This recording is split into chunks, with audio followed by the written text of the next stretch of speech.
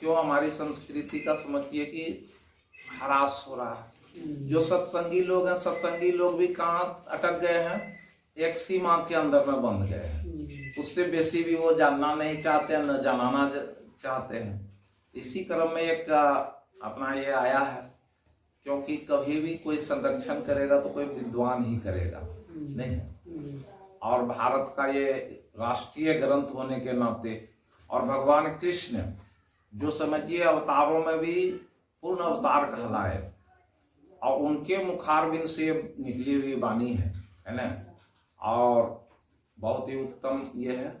उसी में उसके श्रवण का भी बड़ा महत्व है। गीता का एक एक श्लोक जो है वो मंत्र रूप में कहा गया। 18 जो आपका जितना कहा जाए, ऐसे तो उपनिषद बहुत कहा गया, लेकिन 1008 उसकी ये कही गई। सारे उपनिषद को निचोड़ करके गीता ये हुआ, महाभारत की रचना हुई है। और उसी क्रम में ये गीता ऐसा ग्रंथ बना, क्योंकि सब लोग सभी ग्रंथों को पढ़ नहीं सकते, उस सारे के निचोड़ को इसमें दिया गया है। तो इसलिए गीता को जानना, गीता में सब किस्म का, इसलिए कहा सर्व वेदमयी है, सब ज्ञानमयी है, और सारे ज्ञान की जड़ है। जहां जाइए वहां गीता का कोई भी न कोई श्लोक उस जगह मिलेगा आपको। जैसे संत सम्राट कहलाते हैं कबीर साहब। किसी भी सत्संग में कहीं भी जाइए, किसी सदग्रंथ में जाइए, तो संत सम्राट की वाणी के बगैर नहीं हो सकता। उसी तरह से किसी भी वक्तव्य में कहीं जाया जाए तो वहां गीता को जरूर आप पाइएगा, है। जहां जाइएगा गीता का हमें पाइएगा। तो उसी क्रम में तो असल में जो जगा हुआ है उसी को ना जगाया जा सकता है। संत मत के लोग जगे हुए हैं, तो जगे हुए लोगों को ही जगने की बात कही जाएगी। तो वो भी अभी हम गए थे पटेंगना, तो बहुत सारे लोग बोले कि गीता तो है लेकिन पढ़े ही नहीं, देखे ही नहीं, लेकिन आओ हम देखेंगे। तो इस तरह से बहुत सारी जगह जाते हैं, बहुत सारे लोगों के अंदर में जागृति आती है। जो पढ़े लिखे लोग तो वो पढ़ सकते हैं, लेकिन जो नहीं पढ़े, इसलिए गीता के महात्म्य में कहा गया कि जो गीता का श्रवण, इसलिए श्राद्ध में क्यों श्रवण कराया जाता था कि गीता के सिर्फ आधा श्लोक को, एक व्यक्ति प्रेत जोनि में पड़ गया था, तो उसको आधा श्लोक, कितना, किम तद्वरम किम अध्यात्मम किम कर्म पुरुषोत्तम, इतना ही वो विचार किया था, तो वो मुक्त हो गया था। तो इसी महात्म पर कई जगह उसका ऐसा दिया हुआ है। उसी पर लोगों ने उस समय से एक ये रखा कि गीता स्वयं भगवान के मुखारबिंद से निकली हुई वाणी है, और स्वयं भगवान का वचन है, इसलिए उसके सुनने का महात्म्य दिया गया। तो इसलिए हम आप लोगों को एक अध्याय गीता का सुनाते हैं, और उसको सुनेंगे तो उसका लाभ मिलेगा। श्रवण का बहुत बड़ा महत्व है ना। तो और लोग तो और दिन सत्संग करते ही, रामायण पर बोलते ही हैं। हम रामायण में भी जो बात है उसको गीता से आपका, जैसे अभी सब कोई पाठ करते हैं, लेकिन समय उतना नहीं है। अब इसकी बात बोलेंगे तो उससे ये करने लगेंगे तो होगा कौन चीज कि न ये न वो। तो इसलिए आप लोगों के बीच में जो भी है, हमारे पास ज्ञान है, वो आप लोगों के बीच में रखेंगे। और सब लोग सत्संग तो करवे करते हैं, आज यही सत्संग सुनिए।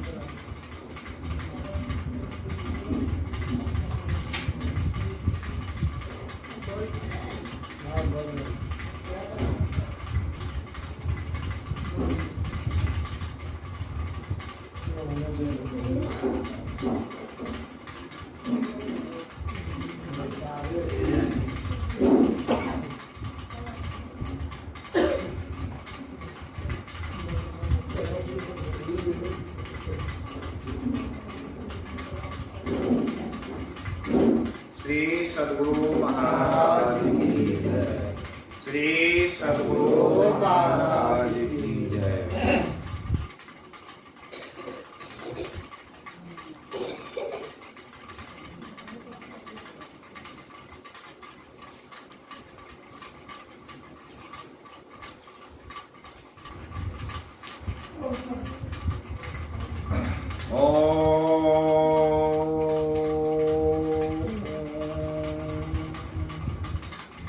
अथ नौवां अध्याय। श्री भगवानुवाच इदं तु ते गुह्येतं प्रवक्ष्यामि अनसूये ज्ञानं विज्ञानसहितं यज्ञात्वा मोक्षसे शुभात्। राजविद्या राजगुह्यं पवित्रमिदम् उत्तमम् प्रत्यक्षावगमं धर्मं सुशुद्धं कर्तुम् अव्ययम्। अश्रद्धाना पुरुषा धर्मस्यास्य परं तपः अप्राप्य मां निवर्तन्ते मृत्यु संसारवर्त्मनि। मया ततमिदं सर्वं जगत् व्यक्तमूर्तिना मतस्थानि सर्वभूतानि न चाहं तेषु अवस्थितो न च मतस्थानि भूतानि पश्चिमे योगमेश्वरम्। भूतविरिञ्च भूतस्थो ममात्मभूतभावना। यथाकाशस्थितो नित्यं वायु सर्वत्र गोमाने तथा सर्वाणि भूतानि मतस्थानिति उपधारे। सर्वभूतानि कौन्तेय प्रकृतियान्ति मामिकाम् कल्पक्षये पुनस्तानि कल्पादो विसृजाम्यहम्। प्रकृतिं स्वामवष्टविसृजामि पुनः पुनः भूतग्राममयिमं कृतस्नं प्रकृतेरवसाते। न च मां तानि कर्माणि निबध्नन्ति धनञ्जय। उदासीनवत् आसीनम् आसक्तं तेषु कर्मसु। मयाध्यक्षेण प्रकृतिः श्रूयते सचराचरम्। हेतुनानेन कौन्तेय जगत् विपरिवर्तते। अवजानन्ति मां मूढा मानुषीं तनुमाश्रितं परं भावमजानन्तो मम भूतमहेश्वरम्। मोघाशमोघकर्मणो मोघज्ञानाविचेतसः राक्षसीमासुरीं चैव प्रकृतिं मोहनीं श्रिता।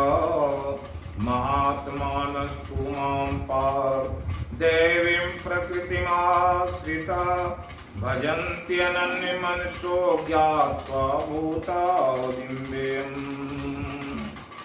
सततं कीर्तयन्तो यतन्तश्च देवव्रता नमस्यन्तश्च मां भक्त्या नित्ययुक्ता उपासते। ज्ञानयज्ञेन चोऽपि अन्ये जन्तो मामुपासते। एकत्वेन पृथक्त्वेन बहुधा विश्वतोमुखम्। अहं कर्तु अहं यज्ञः स्वधा अहम् औषधम् मन्त्रोऽहम् एवास्यम् अहमग्नि अहमूतम्। पिताहमस्य जगतो माता धाता पितामह वैद्यं पवित्रोंकारऋक्षां यजुरेव च गतिर्भर्ता प्रभु साक्षी निवासः शरणं सुहृते प्रभव प्रलयस्थानं निदानं बीजं व्ययम् तपाम्यहं वर्षं निगृह्णामि उत्सृजामि च अमृतं चैव मृत्युश्च शत च अर्जुन त्रैविद्या मां सोमपापूत पापा यज्ञरिष्ट्वा स्वर्गतिं प्रार्थयन्ते ते पुण्यमासाद्य सुरेन्द्रलोकमश्नन्ति दिव्यान् दिवि देवभोगान् ते तं भुक्त्वा स्वर्गलोकं विशालं छिन्ने पुण्ये मर्तलोकं विशन्ति एवं त्रयी धर्ममनुप्रपन्ना गतागतं कामकामा लभ्यन्ते अनन्याश्चिन्तयन्तो मां ये जनाः पर्युपास्यते तेषां नित्याभियुक्तानां योगक्षेमं वहाम्यहम् ये अपि अन्य देवता भक्ता यन्ते श्रद्धान्विता ते अपि मामेव कौन्तेयन्तो विधिपूर्वकम् अहं हि सर्वयज्ञानां भोक्ता च प्रभुरेव च न तु मामभिजानन्ति तत्त्वेन त चेवन्ति ते यान्ति देवव्रता देवान् पितृयान्ति पितृव्रता भूतानि यान्ति भूतेज्या मत्याजीनोऽपि माम् पत्रं पुष्पं फलं तोयं यो मे भक्त्या प्रयच्छति ततहं भक्त्योपेतमस्नामि प्रियतात्मनः यत् करोषि यदस्नासि यज्जुहोषि ददासि यत् तपस्यसि कान्ते तत् कुरुष्व मदर्पणम् शुभाशुफलेरेवं मोक्षसे कर्मबन्धने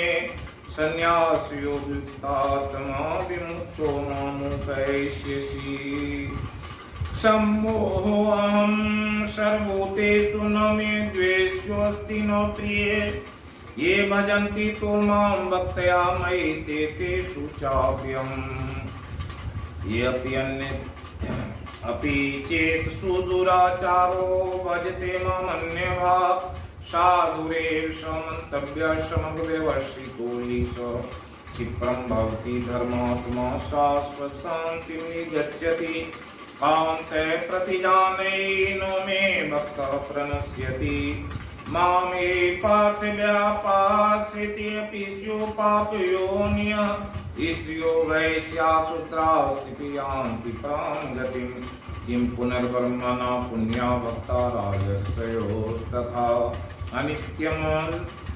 अनित्यं सुखं लोकैमं प्राप्य भजस्व माम् मनमना भव मद्भक्तो मत्याजी मां नमस्कुरु मामे वैष्यसि युक्त्वा एवमात्मानं मत्परायणम् ओम तत्सदिति श्रीमद्भगवद्गीतासु उपनिषत्सु ब्रह्मविद्यायां योगशास्त्रे श्रीकृष्णार्जुन संवादे राजे विद्या राजगुह्य योगो नाम नवमोऽध्यायः। हरि ओम तत्सत् हरि ओम तत्सत् हरि ओम तत्सत्। श्री कृष्ण गोविंद हरि मुरारी हे नाथ नारायण वासुदेव। आप लोग भी इस मंत्र को अगर जब बोल सकते हैं तो बोल लीजिए 4-5 बार। श्री कृष्ण गोविंद हरे मुरारी हे नाथ नारायण वासुदेव। श्री कृष्ण गोविंद हरे मुरारी हे नाथ नारायण वासुदेव। श्री कृष्ण गोविंद हरे मुरारी हे नाथ नारायण वासुदेव। ये गीता का 9वां 9वां अध्याय का मूल पाठ आप लोगों को सुनाए।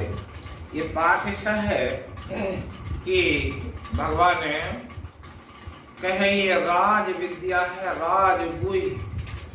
ये जो विद्या है, जो कहा गया भक्ति के बारे में, ये जो आपको मंत्र बताया गया है गुरु महाराज के द्वारा, ये क्या है? एक ऐसा गूढ़ मंत्र होता है जो गुरु के द्वारा प्रदत्त है।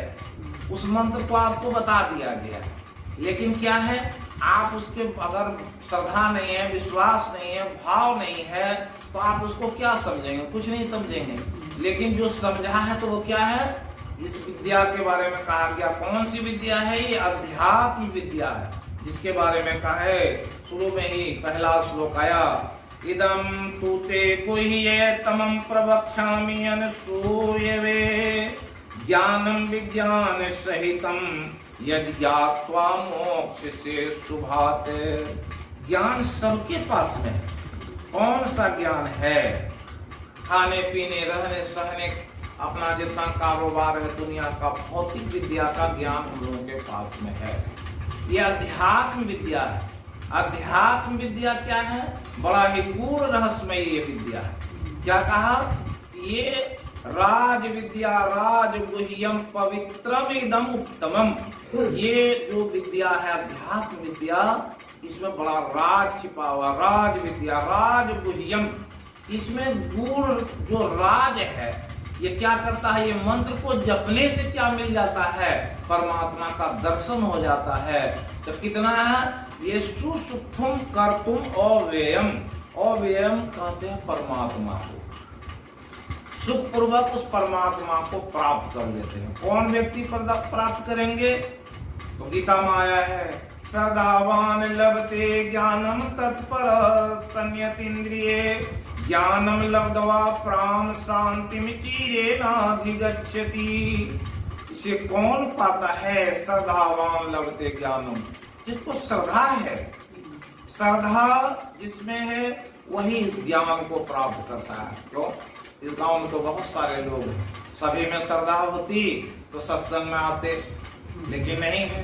लोग हैं, कैसे लोग हैं उसके बारे में आगे श्लोक में आया, श्रद्धावान लभते ज्ञानम, जिसमें श्रद्धा होती है। जानते हैं कि महर्षि में ही परमहंस जैसे महान आचार्य हैं, जिन्होंने अपने आत्मबल से भक्ति की खोज की। और भक्ति की खोज की तो क्या हुआ? कहीं रुके, उसमें एक अनुराग थी। जैसे अर्जुन को अनुराग था कि हम जाने भगवान कृष्ण क्या है, उसकी वाणी से क्या मिल रहा है। एक अनुराग था, वो बार बार प्रश्न पूछते जा रहे हैं और उसका जवाब भगवान देते जा रहे हैं संसार के लोगों के लिए। उसी तरह से गुरु महाराज के अंदर में जिज्ञासा जगी कि उस परमात्मा को प्राप्त करने के लिए कैसे किया जाएगा। एक विरह वेदना जगी, सब कुछ को छोड़ करके चले। कैसा वैराग, कितना विरह है, संसार को छोड़ करके चले। कितनी श्रद्धा उमड़ी कि हमको वो सच्चा गुरु खोजना है। आप जब गुरु महाराज के जीवनी को पढ़ेंगे तो देखेंगे कितने गुरु के पास में गए, कितने जगह भटके और रात दिन का कोई ये नहीं रखा, तब जाकर को उनको वो सदगुरु मिले हैं। बाबा देवी साहब के पास तुरंत पहुंच गए, बहुत खोज किए तब वहां पहुंचे। इसलिए लिखे समदोन में है, खोजत खोजत सदगुरु देखी गेले। इस सदगुरु की खोज भी बड़ी है और सही ज्ञान मिल जाए, इसलिए कहा किसको मिलेगा? जो श्रद्धावान हो। श्रद्धावान लभते ज्ञानम। और दूसरा संयत इंद्रिय, जिसकी इंद्रियां संयमित है वही ज्ञान को पा सकता है।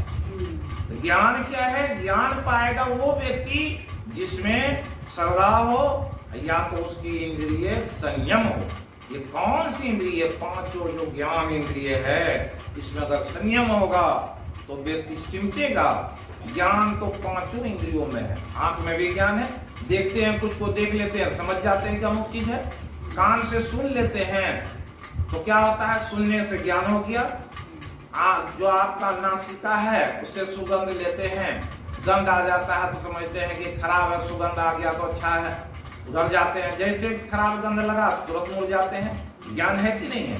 जीवा में है, आप अच्छा अच्छा चीज खाते हैं, अच्छा खाने में लगा, ज्ञान है। जीव को भी ज्ञान है, जैसे खराब कोई चीज पड़ जाता है, तो कंकड़ पड़ जाता है तो क्या खाते हैं, तुरंत उसको उगल देते हैं, कुछ चला गया खराब तो नहीं होता। ये पांचों ज्ञान इंद्रिय है, इसमें सब में ज्ञान है, लेकिन ये सारे ज्ञान इंद्रियों को जब बंद कर दिया जाता है तब जो एक इंद्रिय है उसका नाम है सुषुम्ना, तब सुषुम्ना की तरफ लोग जाता है। तो जब तक संयम इंद्रिय नहीं होगा, ये पांचों कर्म इंद्रियों में आपके ज्ञान इंद्रियों में संयमित होते हैं, तब जाकर के अध्यात्म का वो राज जो है, उसी को कहा वो क्या है, राज विद्या राज गुह्यम।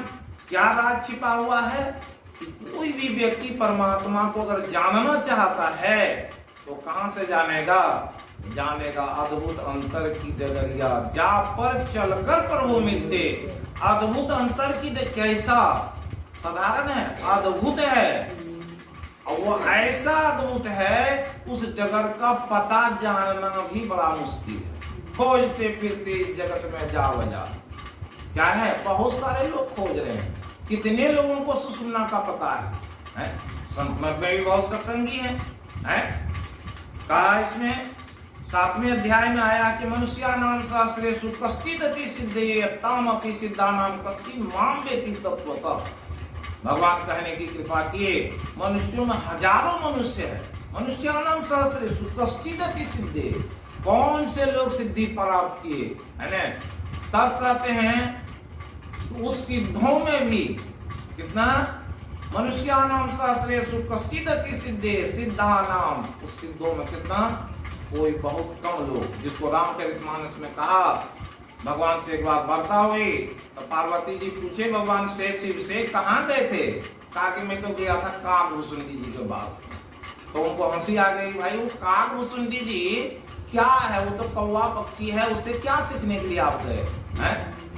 कहा तो कहे कि सुनिए, नर सहस्र में कोई हुई ज्ञान व्रतधारी है, और उसमें कौन, वैसे ज्ञानियों में क्या कहा, गांव पुरारी नर सहस्र में कोई हुए ज्ञान व्रतधारी, धर्मशील कोटिक मह को है, क्या है, धर्मशील कोटिक, कितना, कोटिक मतलब होता करोड़ में है, विषय विरक्त ज्ञान रत होई, विषयों से विरक्त और ज्ञान से बंधा। ज्ञान मतलब क्या होता है, परमात्मा, परमात्मा का दूसरा नाम ज्ञान है, उससे रत, परमात्मा से रत मतलब ज्ञान रत होई, ऐसा पार्वती जी उनको कहे।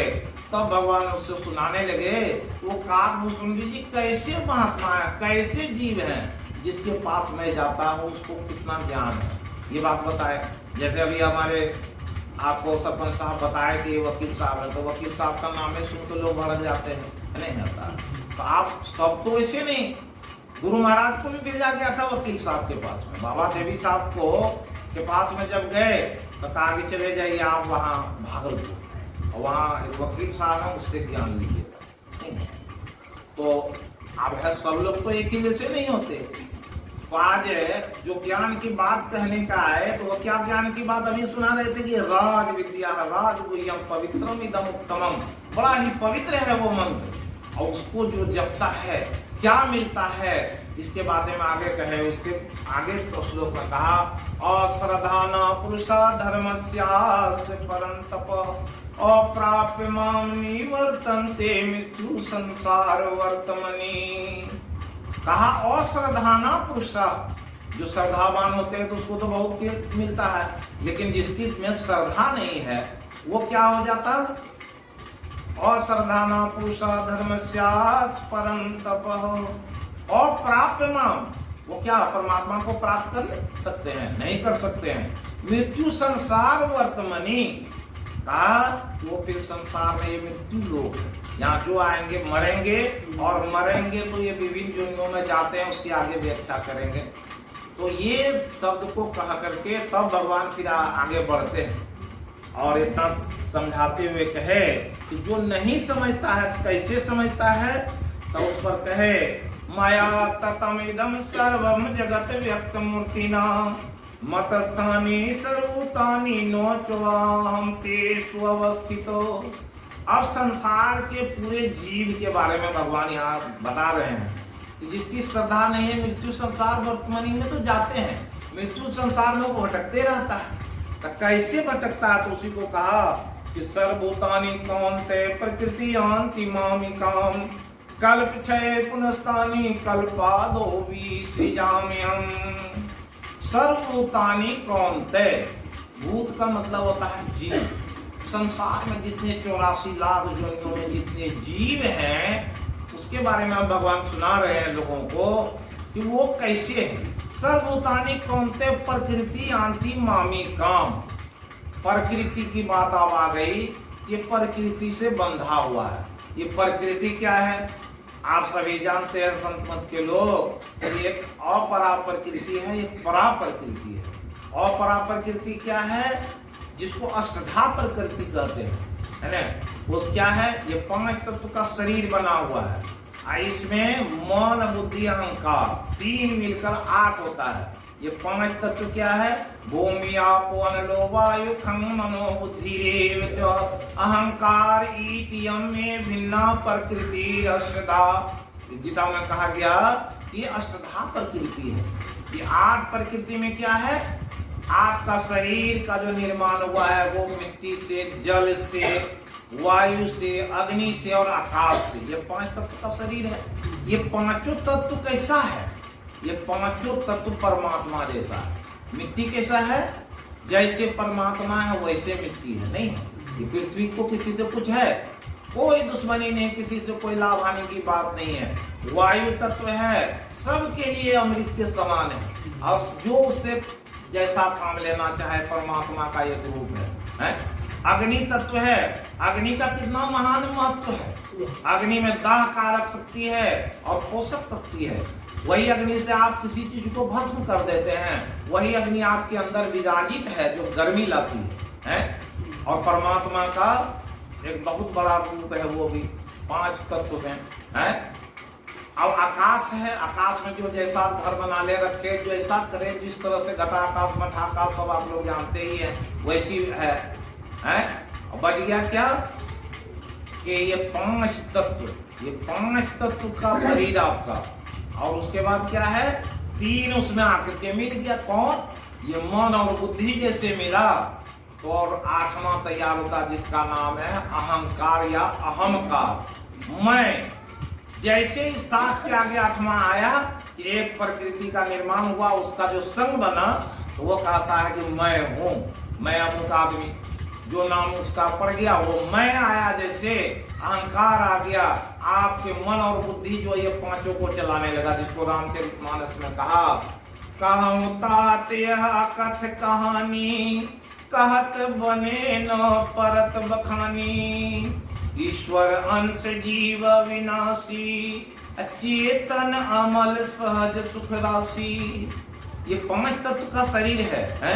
ईश्वर अंश जीव अविनाशी, ये 5 तत्व का शरीर है, उसमें अविनाशी जीव पड़ा। और क्या हुआ, इसमें सबसे जो जबरदस्त चीज है चेतन, उसके बारे में क्या कहा, अमल सहज सुख राशि। वो अमल था कब तक, जब तक ये 5 तत्व से वो मिला। जैसे मिला मन बुद्धि उसके साथ हुआ, ये अष्टधा प्रकृति में बन गया। तो चेतन जो अमल था वो मल कैसे हो गया, सो माया बस भयं गोसाई बंदियों की मरकट की नाई। जैसे प्रकृति में आए, कैसे, भूमि परत भार ढावर पानी जिमी जीव ही माया लिपटानी। जैसे वर्षा का जल बड़ी है, शुद्ध है, स्वच्छ है, लेकिन जैसे वो बूंद आया पृथ्वी पर, क्या हुआ, पड़ते ही उसमें गंदा फंसा। तो क्या हुआ, गंदा फंसने से वो बेकार हो गया, वो जल पीने लायक रहा। ठीक आप भी वैसे चेतन तो हैं, लेकिन इसमें मल क्या हुआ, ये मन बुद्धि जैसे मिला और 5 तत्व तो वो भी अमल है, लेकिन ये मन बुद्धि उसको मैला कर दिया। कैसे मैला किया, ये जो 5 प्रकृति के बारे में आया, ये अपरा है, ये परमात्मा की तरफ नहीं है। ये अंधकार मंडल का 8 प्रकृति आपको घुमा रहा है। उसी को कहे कि सर्वभूतानि कौन्तेय प्रकृति यान्ति मामिकाम। ये जो हमारे अष्टधा प्रकृति में ये जीव बंधा हुआ है, ये क्या होता है, कल्प क्षय, कल्प मतलब शरीर, जब ये शरीर का अंत होता है तो क्या है, जो जैसा जिस तरह का स्वभाव लिया उसको 15वें अध्याय में आया है, शरीरम यदवाप्नोति यच्चापि उत्क्रामति स्वर कृत्वा एतानि वायुर्गन्ध निवास्याते। जैसे शरीर किसी का जाएगा उसके अंदर में जो संस्कार होता है वही संस्कार के अनुसार उसको शरीर मिलता है। मन षष्ठमेन्द्रियाणि प्रकृति स्थानी कर्षति। ये 5 आपका जो ज्ञान इंद्रिय और मन, ये जितना चीज संचित किया है वो कहाँ संचित होता है, आपके चित्त में। और वो चित्त जो है जब कोई शरीर का अंत होता है उसमें उस समय में जैसा भाव रहता है उसी हिसाब से भाव का निर्माण हुआ। 8वें अध्याय में कहा क्या कि अध्यात्म ज्ञान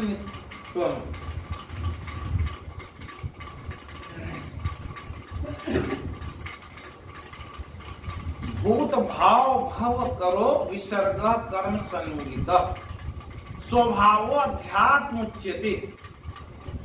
अध्यात्म किसको कहते हैं, स्वभाव अध्यात्म उच्यते। स्वभाव, अब अध्यात्म की परिभाषा पहले बता दें। जिस अध्यात्म के बारे में आया, अभी तक सब लोग जानते हैं कि हम लोग आध्यात्मिक आदमी हैं, लेकिन अध्यात्म क्या है। अध्यात्म अधि आत्म, अधि मतलब आत्म, किसी के अधि मतलब क्या होता है, उसके अधीनस्थ। जब आत्मा के अधीनस्थ जीने की जो कला जानता है उसी को अध्यात्म कहते हैं। क्या है अध्यात्म, क्या हुआ, अध्यात्म का अधि आत्म स्वभाव अध्यात्म उच्यते। जिस व्यक्ति का जैसा भाव है उसी के हिसाब से उसके अंदर अध्यात्म का निर्माण होता है। आत्मा के अधीनस्थ चलने की कला कैसे आएगी। एक व्यक्ति का स्वभाव क्या है, दारू पीने का, मांस खाने का, तो स्वभाव अध्यात्म है। वो भी आप अपनी आत्मा के अधीनस्थ जी रहा है, लेकिन उसकी आत्मा क्या कहती है, उसका बुद्धि, मन और आत्मा तीनों मिल करके एक हो गया। जैसा वो निर्देश करता है वैसा ही उसका बुद्धि काम करता है। बुद्धि कहा मन को, और ये मन जो है उस चेतना को कहा वैसा करने के लिए तैयार होता है। तो स्वभाव उसका क्या हुआ, उसकी प्रवृत्ति वैसा है। उसकी प्रवृत्ति तो है कि उसको जब मांस मिल जाए, उसको दारू मिल जाए तो अच्छा लगेगा। एक जो आदमी शाकाहारी है उसको कैसा लगेगा, बहुत बड़ा भोज हो रहा है वहां जाता है, उसका स्वभाव में तो है अगर हमको शाकाहारी भोजन मिलेगा तो हम वहां खाएंगे, नहीं तो नहीं खाएंगे। तो हम लोग क्या करते हैं, कहीं भोज होता है जाते हैं, नहीं जाते हैं। गए अगर बहुत अच्छा उससे संबंध है, जाकर प्रणाम उन्नाम किया, अच्छा ठीक है चलिए आपकी बेटी की शादी है, बेटा बढ़िया से हो जाएगा, ये हम लोग तो सत्संग उस जगह पर नहीं खाते। तो वो भी जानता है, आए गए अपना चले गए। तो ये स्वभाव है, तो उसी स्वभाव अध्यात्म उच्यते। भूत भाव, भूत मतलब जीव, जब जीव का जैसा भाव होगा उसी के हिसाब से भव का निर्माण। भव मतलब क्या है, ये 84 लाख योनियों का जो परिवार है उसे भव कहते हैं। भव मतलब भव सागर लोग कहता है, भव संसार कहता है। ये भव संसार कितना है इसके बारे में आगे में भी आया है कि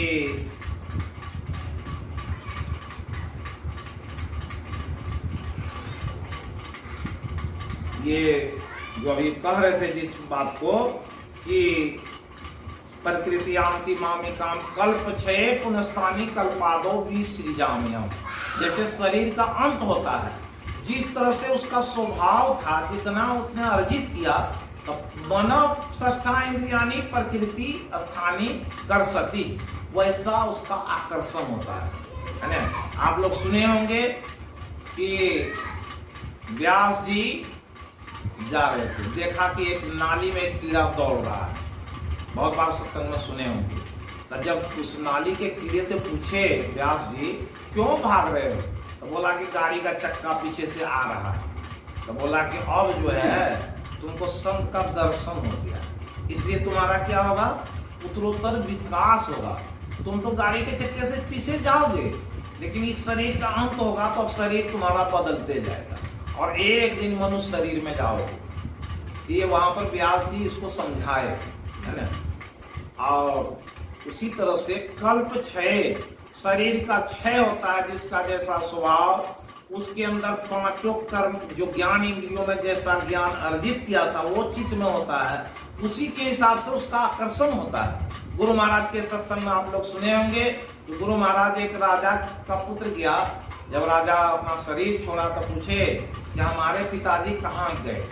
तो गुरु महाराज के इसमें है प्रवचन में, तो वो कहे कि तुम्हारे पिताजी जो है ना सुअर की जोनी में चले गए। तो बोला कैसे पता चलेगा?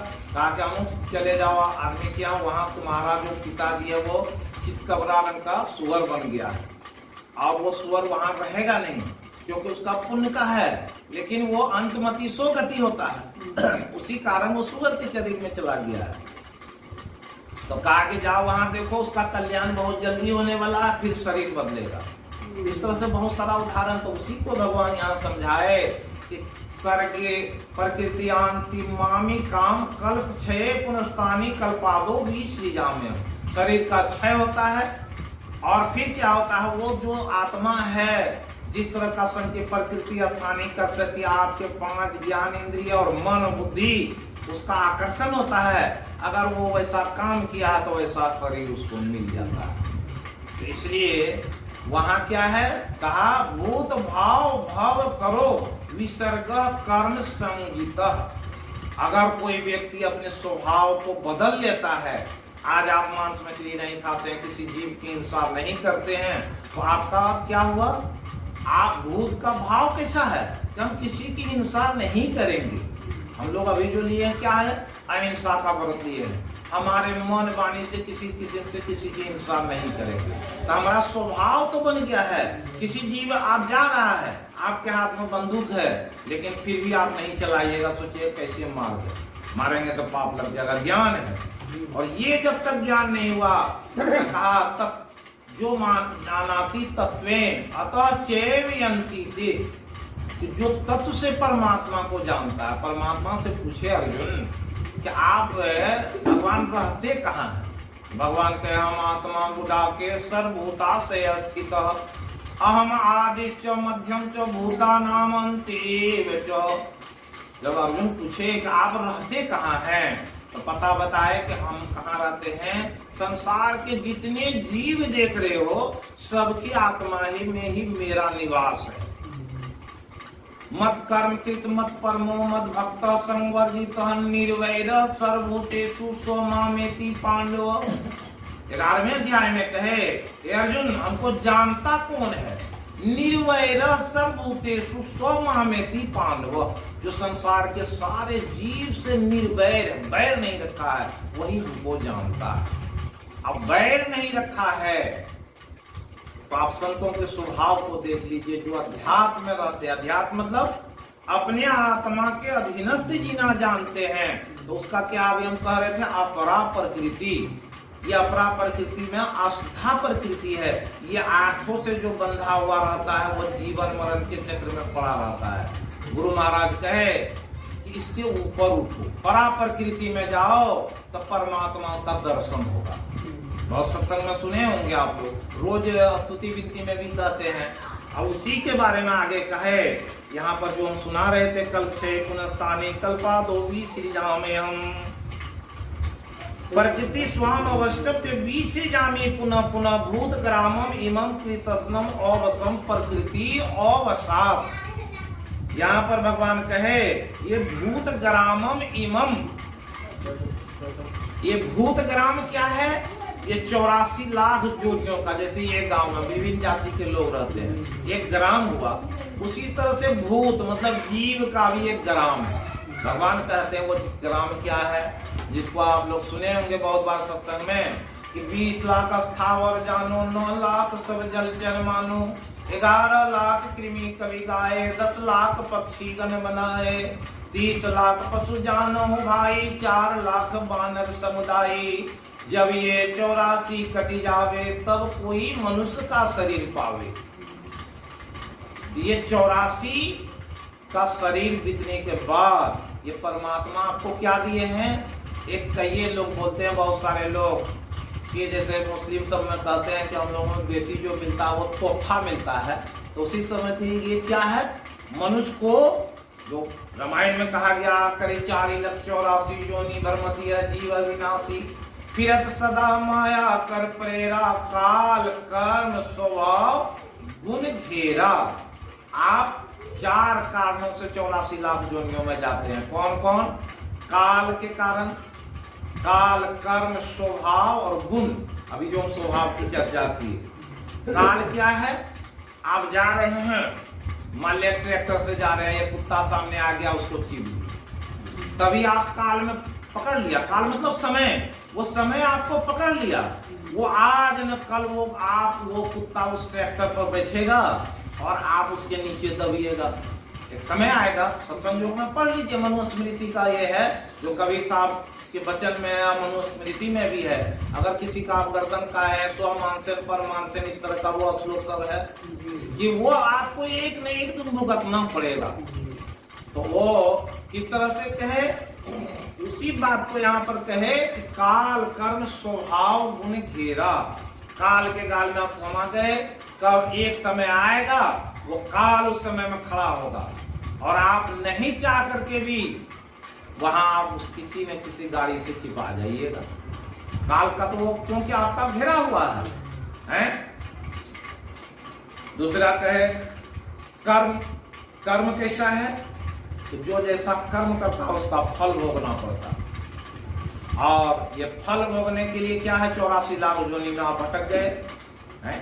एक व्यक्ति, अभी हम सुनाए थे एक जगह, इच्छा 7वें अध्याय का एक ये है, इच्छा द्वेष समुत्थेन द्वंद्व मोहेन भारत, सर्वभूतानि सम्मोह सर्गे यान्ति परन्तप।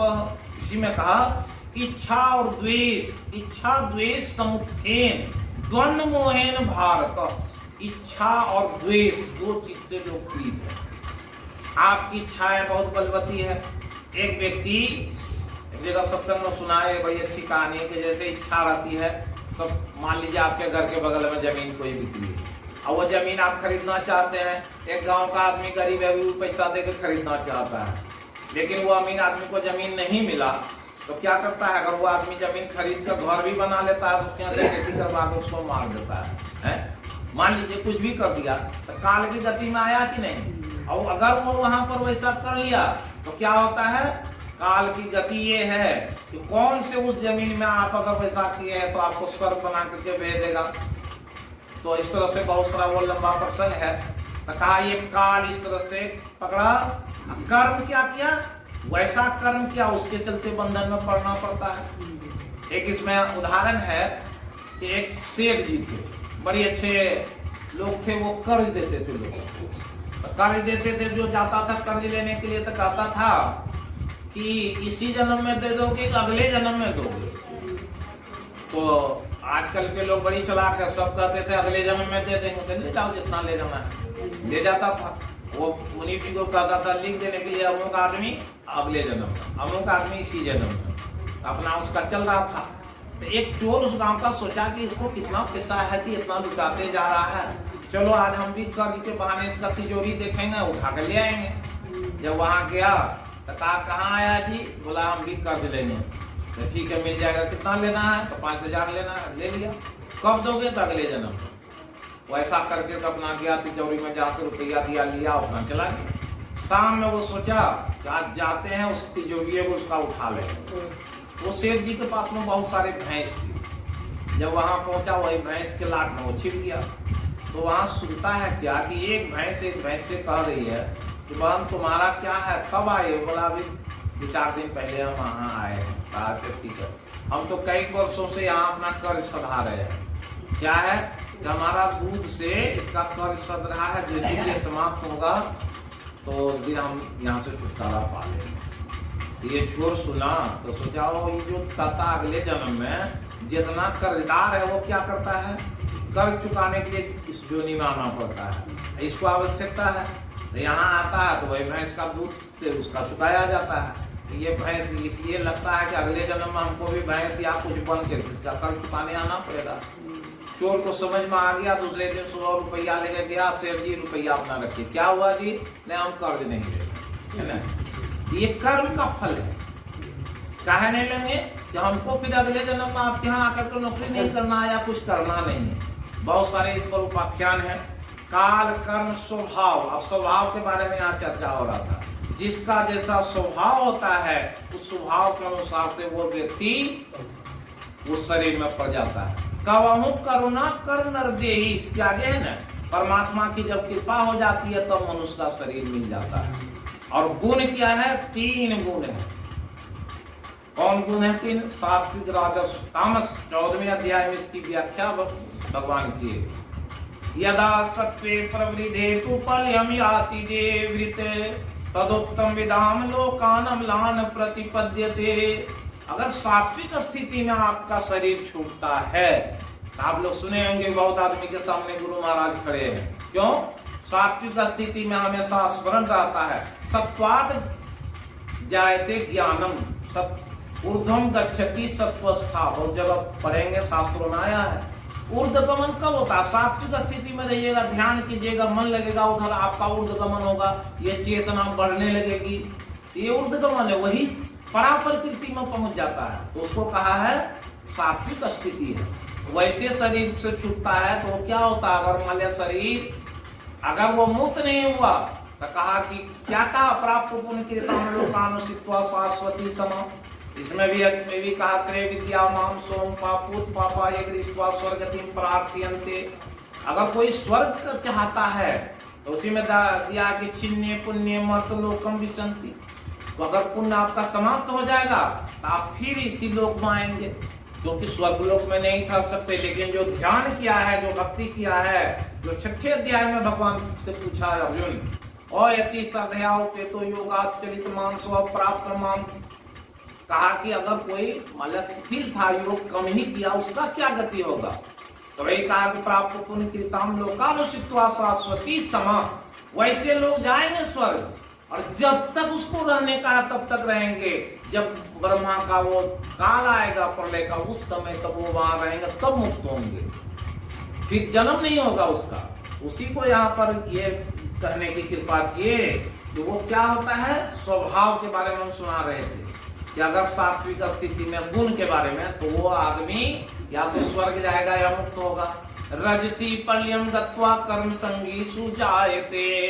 जो राजस प्रवृत्ति में रहते हैं, रजसी कैसा है? जिसमें लोभ की अधिकता होती है, हमेशा काम में लगा रहता है, तृष्णा रहता है, उसको राजस प्रवृत्ति कहते हैं। वैसे लोगों का शरीर छूटता है तो कहाँ जाएंगे? रजसी पल्यम गत्वा कर्म संगी सुजायते। कर्म संगी, उसको हमेशा काम लगा रहेगा, सुबह से लेकर के रात तक उसको काम से कभी फुर्सत नहीं है। कहिएगा सत्संग में चलिए तो कहेगा हमको तो अमुक काम है, कैसे जाएंगे तो बहुत क्षति हो जाएगा। किसी को दुकान का काम है, किसी को बड़ा कारोबार है, किसी को फैक्ट्री चल रहा है, वो सत्संग में जाएगा। बड़े बड़े फैक्ट्री मालिक के हम लोग सत्संग किए हैं, देखे हैं, तो उसको फुर्सते नहीं है। वो अपना बैठा हुआ सत्संग चल रहा है, खर्चा आपका दे रहा है, पूरा हरि कीर्तन करते रहिए, लेकिन उसको फुर्सत नहीं है तो वहां जाके खड़ा रह जाए। ये है राजस प्रवृत्ति। तथा परिणना तमसी मूढ़योनि सुजायते। लेकिन तामस प्रवृत्ति के बारे में कहा, जो तामसी होते हैं, जो जिसमें निद्रा होता है, आलस होता है, दारू शराब गांजा भांग पीता अपना मस्त रहता है, तनु पोषक निंदक अंग खानी सुने होंगे आप लोग, जो शरीर को पाल कर एकदम मजबूत बनाए रहता है, लोगों की निंदा करता है, वैसे लोगों का क्या होता है? कहा परिणना तमसी मूढ़योनि सुजायते। मूढ़ योनि कहते हैं जो अभी कितने योनि में गिना है? 84 लाख योनि में 11 लाख कृमि कवि का है, 10 लाख पक्षी गण बताए, सब कुछ ये मूढ़ योनि है। 30 लाख पशु जानहु भाई, ये 30 लाख जो योनि है ये क्या है? ये सब योनि में वो चले जाएगा, सब मूढ़ योनि में कहा गया, उस शरीर में चले जाएगा। वहीं पर यहाँ पर भगवान कहने की कृपा किए कि ये 84 लाख योनियों में जो शरीर है क्या होता है, हम सबको क्या करते हैं? पुनः जन्म देते हैं। प्रकृति और बसात, वो प्रकृति के अंदर कैसा है? वशीभूत हुआ रहता है, प्रकृति उसको पकड़े हुआ है। कौन? वही अष्टधा प्रकृति। ये अंधकार मंडल में ही वो जन्मता मरता रहता है, जिसको कहा सर्धना पुरुषा धर्मस्यास परंतप अप्राप्य माम निवर्तन्ते मृत्यु संसार वर्तमनि। और गुरु महाराज कहे आपके आगे पदावली में पढ़ लीजिए। प्रश्न है, एक भजन है, प्रभु तो कैसे देखन पाऊं, है तन इंद्रियन सन माया देखो, माया तीत धरऊ तुम नाओ, है ना। तो ये प्रश्न है, उसके नीचे में और भजन है। गुरु महाराज उसमें उत्तर दिए हैं। उत्तर क्या दिए कि नैन से नैन नहीं देखिए जैसे, है जैसे आंख से आंख को देखा जा सकता है, जैसे आंख से आंख को देखते हैं कैसे, उसकी भी युक्ति है। उसी युक्ति से जैसे कहा आत्म परमात्मा सुख देखिए तैसे, ये आत्मा और परमात्मा का सुख कैसे मिलता है। हम लोग सुषुम्ना से देखते हैं, ध्यान करते हैं, उसमें जो आपको मिलता है वही न जानते हैं। कोई बता सकता है क्या सुख मिला अंदर में। तो उसी तरह से आगे बताते हैं कि दरस परस अति दुर्लभ बात है, क्या है, मन बुद्धि परे की बात। उस इसमें है भजन में, पढ़ के देख लीजिए आप लोग। ये जो दरस परस के लिए आप लोग चिंतित हैं, पहले तो कर्म किए नहीं है, दरस परस के फेरे में हैं, क्यों मिलेगा। तो उसी पर कहे कि मन बुद्धि परे की बात है ये, है ना। कहा मिलेगा किसको, कहा कि ध्यावे अति लो लावे जोई, अरु सदाचार पाले दिल होई। कब मिलेगा कि जब ध्यावे अति लो लावे, ध्यान करेंगे, अति लो लावेंगे। अति लो लावे का मतलब क्या है, 5 टाइम एकदम चेतना पूर्वक ध्यान करेंगे, जिसको कहा अभ्यास योग युक्तेन चेत सानो अन्यगामिना परमं पुरुषम दिव्यम याति पार्थ अनुचिंतयन। गीता का श्लोक है 8वें अध्याय का। अभ्यास योग युक्तेन, जो गुरु महाराज कहे ध्यावे अति लो लावे, तो उसको दूसरे शब्द में गीता में भगवान कहे अभ्यास योग युक्तेन। हम लोग क्या करते हैं, योग करते हैं, उससे युक्त होंगे और उसका अभ्यास करेंगे।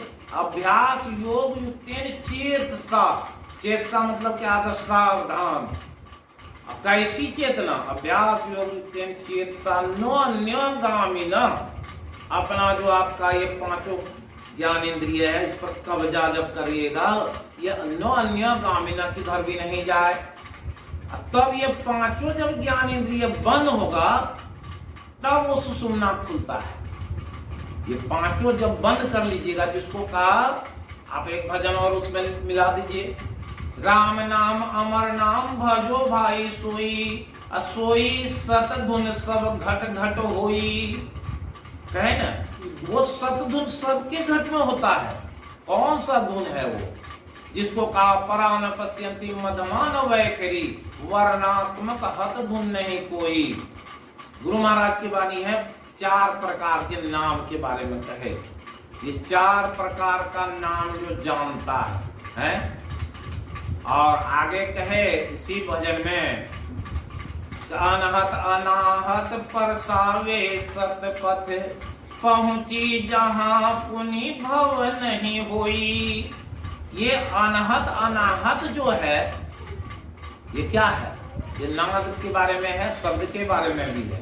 जब वहां कोई पहुंचेगा तो सतपथ जो है, जो परमात्मा का जो रास्ता है, उसका सत्य रास्ता कौन है, वो रास्ता को जब कोई सुषुम्ना को पकड़ लेगा, उस रास्ते से चलेगा, जिसको कहा अद्भुत अंतर की डगरिया, जा पर चलकर प्रभु मिलते हैं। चलत पंथ सुख होत वहां है जहां अझर झरते।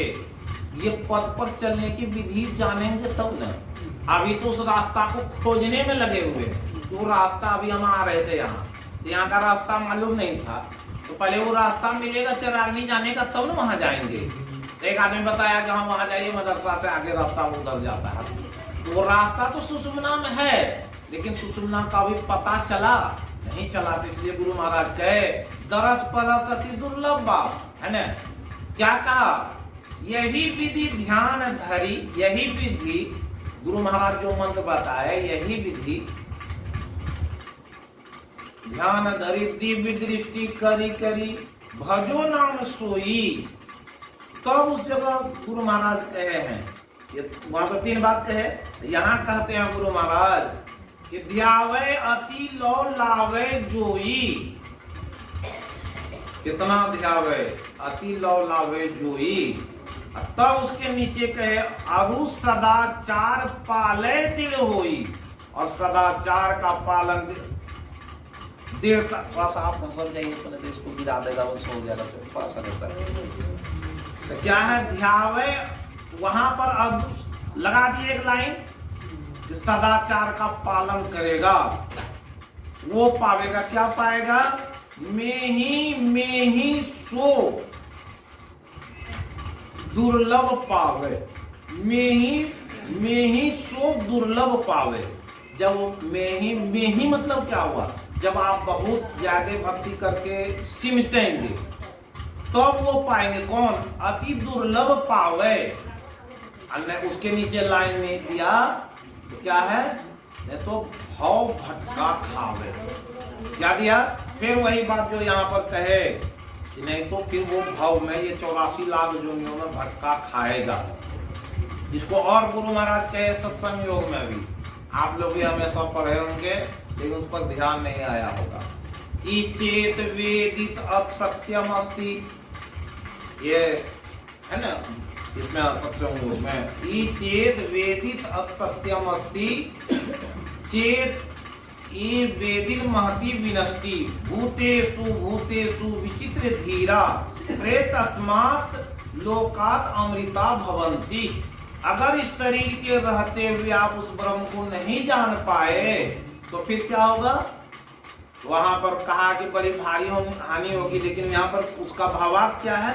भूतेषु विचित्र धीरा, जो यहाँ कहे पुनः पुनः ये सृजामी, जो यहाँ पर अभी भगवान के वाणी में आया कि प्रकृति स्वाम अवश्य विसृजामी पुनः पुनः, हम उसको बार बार पुनः पुनः विसृजामी सृजन करते हैं उसका। भूत ग्राम प्रकृति अवसाद, वो प्रकृति से बंधा हुआ है, वो बार बार जन्मेगा मरेगा और चलते रहेगा। उसको कहा तान हम द्विशतः पुराण संसारे सुनराधमम क्षिपाम्यहम अजस्रम शुभान आसुरी योनिषु आसुरी योनिमापन्ना मूढ़ा जन्मनि जन्मनि माम अप्राप्येव कौन्ते ततो याति अधमाम गतिम। वैसे लोगों को हम अधम गति देते हैं, बार बार जन्मता है और मरता है। ये बात कौन कह रहे हैं? भगवान कह रहे हैं, परमात्मा की वाणी है कि इस तरह से जो कल्प क्षय होगा, शरीर का क्षय होगा। इच्छा द्वेष समुत्थेन, आप कहाँ बंधे हुए हैं? अपनी इच्छा से बंधे हुए हैं। ये काम करेंगे वो काम करेंगे तो आपको क्या हो रहा है? आप इच्छा द्वेष समुत्थेन, अगर वो इच्छा की पूर्ति नहीं होती द्वेष हो जाता है। जब द्वेष हो जाएगा ध्यान में बैठिएगा तो होगा ध्यान? नहीं होगा। उस दिन बैठे रहिए, आप कितनों घंटे बैठे रहिएगा, ध्यान हो नहीं सकता, उसी की याद आएगी। इसलिए क्या कहे? निर्वैरा सर्वभूते, तो ध्यान किसका होगा? जो सारे जगत के जीव से बैर नहीं रखेगा। है तो जब सारे जगत के जीव से, छोटे बड़े जीव से आप बैर नहीं रखेंगे तो मनुष्य से बैर रखने के लिए कहा है? मनुष्य से बैर रहेगा तो आप ध्यान नहीं कर सकते। लाख जतन कर लें, कितना ऊंचाई पर पहुंचा हुआ महात्मा क्यों नहीं हो, वो आ जाएगा नीचे तुरंत वहां से। जिसको कबीर साहब है कि एक उदाहरण दिए वो खजूर के पेड़ का। भक्ति का फल अति मीठा है जैसे पेड़ खजूर, और क्या होता है? गिरे तो चकनाचूर। अगर कोई गिरे तो चकनाचूर हो जाता है। वही किसके चलते? इच्छा और द्वेष के चलते। ये इच्छा और द्वेष समुत्थेन द्वंद्व मोहेन भारत।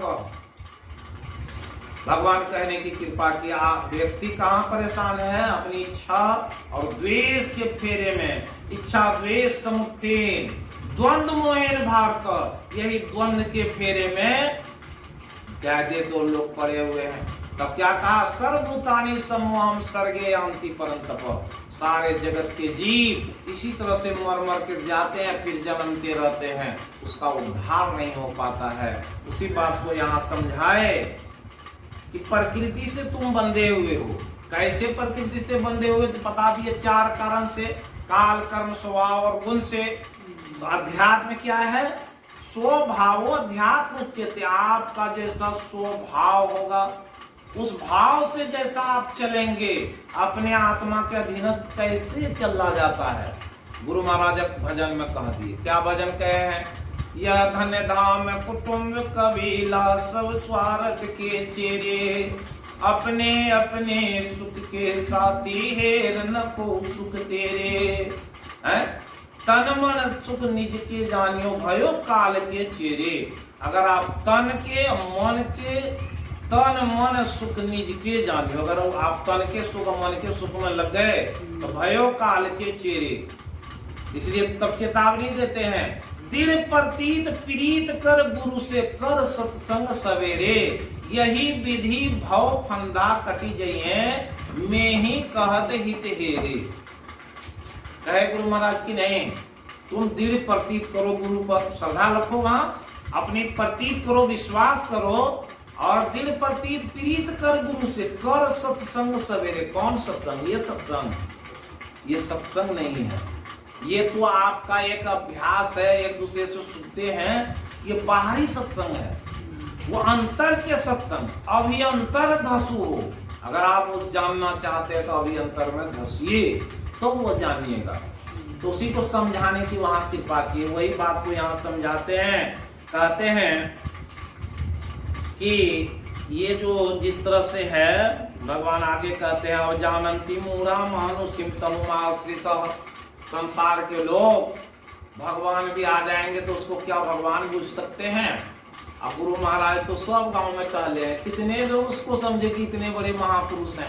हम लोग गए थे भागलपुर, एक वहां पर डीएसपी साहब थे, एसपी बन के भागलपुर से रिटायर किए थे।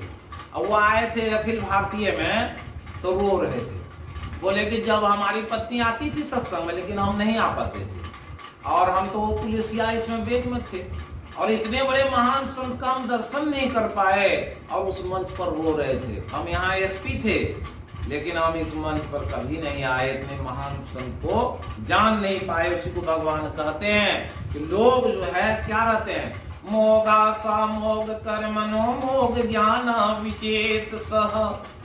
बेकार की आशा में, बेकार के कर्म में और बेकार के ज्ञान में लोग फंसा हुआ है ना। कैसे फंसा हुआ? विचेत सह, बेहोश है। विचेत सह मतलब बेहोश है। संसार के लोग बेकार की आशा में लगे हुए हैं। जो साई स्वामी एक भजन में कहे कि वृद्धापन में धन अरुजन के तृष्णा छुए छे असमान हो, अब की करिए भगवान। वो एक भजन है ना उनका, उसमें कहा जब बूढ़ा होता है तब तृष्णा लोगों को जगता है। क्योंकि धन अरुजन के, धन क्या है? धन थोड़ा हो जाता, जन मतलब अपना बेटा पोता जो है उसके लिए सोचता है कि थोड़ा ये बना देंगे मकान, थोड़ा ये काम कर देंगे तो हमारा बेटा सुखी होगा, लेकिन अपने तो दुखी हो रहा है। इसलिए यहाँ कहे राक्षसीमासुरीम चैव प्रकृति मोहनीम श्रिता। ऐसे लोग बेकार की आशा, बेकार के कर्म, बेकार के ज्ञान में फंस करके वैसे में वो मदहोश रहता है। राक्षसी आसुरीम चैव प्रकृति मोहनीम श्रिता, उसमें राक्षसी प्रवृत्ति हो जाती है और वो क्या होता है, प्रकृति से मोहित होकर के बार बार जन्म लेता है और मरते रहता है। इस बात को कहे। अब कहते हैं कौन हमारी भक्ति कर सकता है? का महात्मनस्तु माम पार्देवीं प्रकृतिम आश्रिता भजन्ते अनन्य मनसो ज्ञात्वा भूतादिव्यम। जो महात्मानस्तु, महात्मानस्तु मतलब हुआ जिसकी आत्मा महान है, जो अपने आत्मा को जान लिया है, परमात्मा को जान लिया है, वो क्या करता है? वो व्यक्ति दैवी प्रकृति में आश्रिता। दैवी प्रकृति क्या है? परा प्रकृति को ही दैवी प्रकृति कहते हैं, जिसमें विवेक, वैराग, ज्ञान इत्यादि जिसका जगा हुआ है। जो सत्संग में जाता है उसमें दैवी प्रकृति उसको कहते हैं। वो प्रकृति आसुरी प्रकृति और दैवी प्रकृति, वैसी प्रकृति उसको मिल जाता है। आज जो ध्यान करता है, जो और बहुत सारे सत्संग सात्विक भाव में रहता है, उसकी प्रकृति क्या है? और लोगों से भिन्न है। वो भिन्न प्रकृति वाला क्या करता है कि वो हमारी भक्ति कर लेता है। कैसी भक्ति? उसी को आप कहते हैं सततम कीर्तयन्तो माम यतन्तश्च माम देवव्रता नमस्यन्तश्च माम भक्त्या नित्ययुक्ता उपासते ज्ञान यज्ञेन चोऽपि अन्ये जन्तो माम उपासते एकत्वेन पृथक्त्वेन बहुधा विश्वतोमुखम् सततम कीर्तयन्तो यतन्तश्च देवव्रता। अब यहाँ भक्ति की बात बताते हैं कि भक्ति दो तरीके की भक्ति, एक सगुण भक्ति है, एक निर्गुण भक्ति है। निर्गुण भक्ति अगर करना है तो उसमें क्या है, ये 5 जो आपकी ज्ञान इंद्रिय और 5 कर्म इंद्रिय, इस पर कब्जा करना, इस सबको बंद करना पड़ता है निर्गुण भक्ति में। और सगुण भक्ति में ये 5 जो ज्ञान इंद्रिय है इसको खोलना पड़ता है। आप सगुण भक्ति करना चाहते हैं तो आपकी आंख खुली रहे, आपका कान खुला रहे, आपका जो ये सारे बाह्य इंद्रिय खुली रहती है, तो कौन भक्ति होती है? सगुण भक्ति। सगुण भक्ति कैसे करते हैं? जिसको भगवान कहे मय्येव मनाधत् स्वमयि बुद्धिं निवेशय निवशिष्यसि मय्येव अथूर्ध्वं न संशयः। गुरु महाराज क्या करवा रहे हैं हम लोगों से? सगुण भक्ति भी करा रहे हैं, निर्गुण भक्ति भी करा रहे हैं। क्या करा रहे हैं? सगुण भक्ति भी, निर्गुण भक्ति भी। और कहे हैं क्या? बगैर सगुण भक्ति के निर्गुण हो ही नहीं सकता। वही बात भगवान यहाँ समझाते हैं कि सगुण भक्ति कैसे होता है और निर्गुण भक्ति कैसे होता है, दोनों का भेद अभी बताते हैं। सगुण भक्ति में ये सारी इंद्रियां खुली रहती है। कैसे खुलेगी? और मय्येव मनो आदत स्वमयि बुद्धिं निवेश्य निवशिष्यसि मय्येव अथूर्ध्वं न संशय।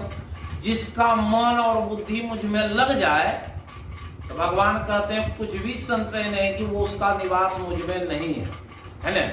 ये कैसे होगा? तो इसके बारे में कहे सततम कीर्तयन्तो यतन्तश्च देवव्रता। आप यहाँ पर देखिए सगुण भक्ति क्या है, कैसे आपका मन और बुद्धि परमात्मा में स्थिर होता है। आप कीर्तन करते हैं रोज सुबह में, क्या कीर्तन करते हैं? गुरु उसमें है ना नाम संकीर्तन, अव्यक्त अनादि अनंत जय अजादि मूल परमात्म, जो ये ओम का है। ओम शब्द की व्याख्या है वो पूरे, इसलिए कहा वो जो ओम ओम कहा ना अंतिम में। लेकिन उस समय में गुरु महाराज क्यों ऐसा किए हैं?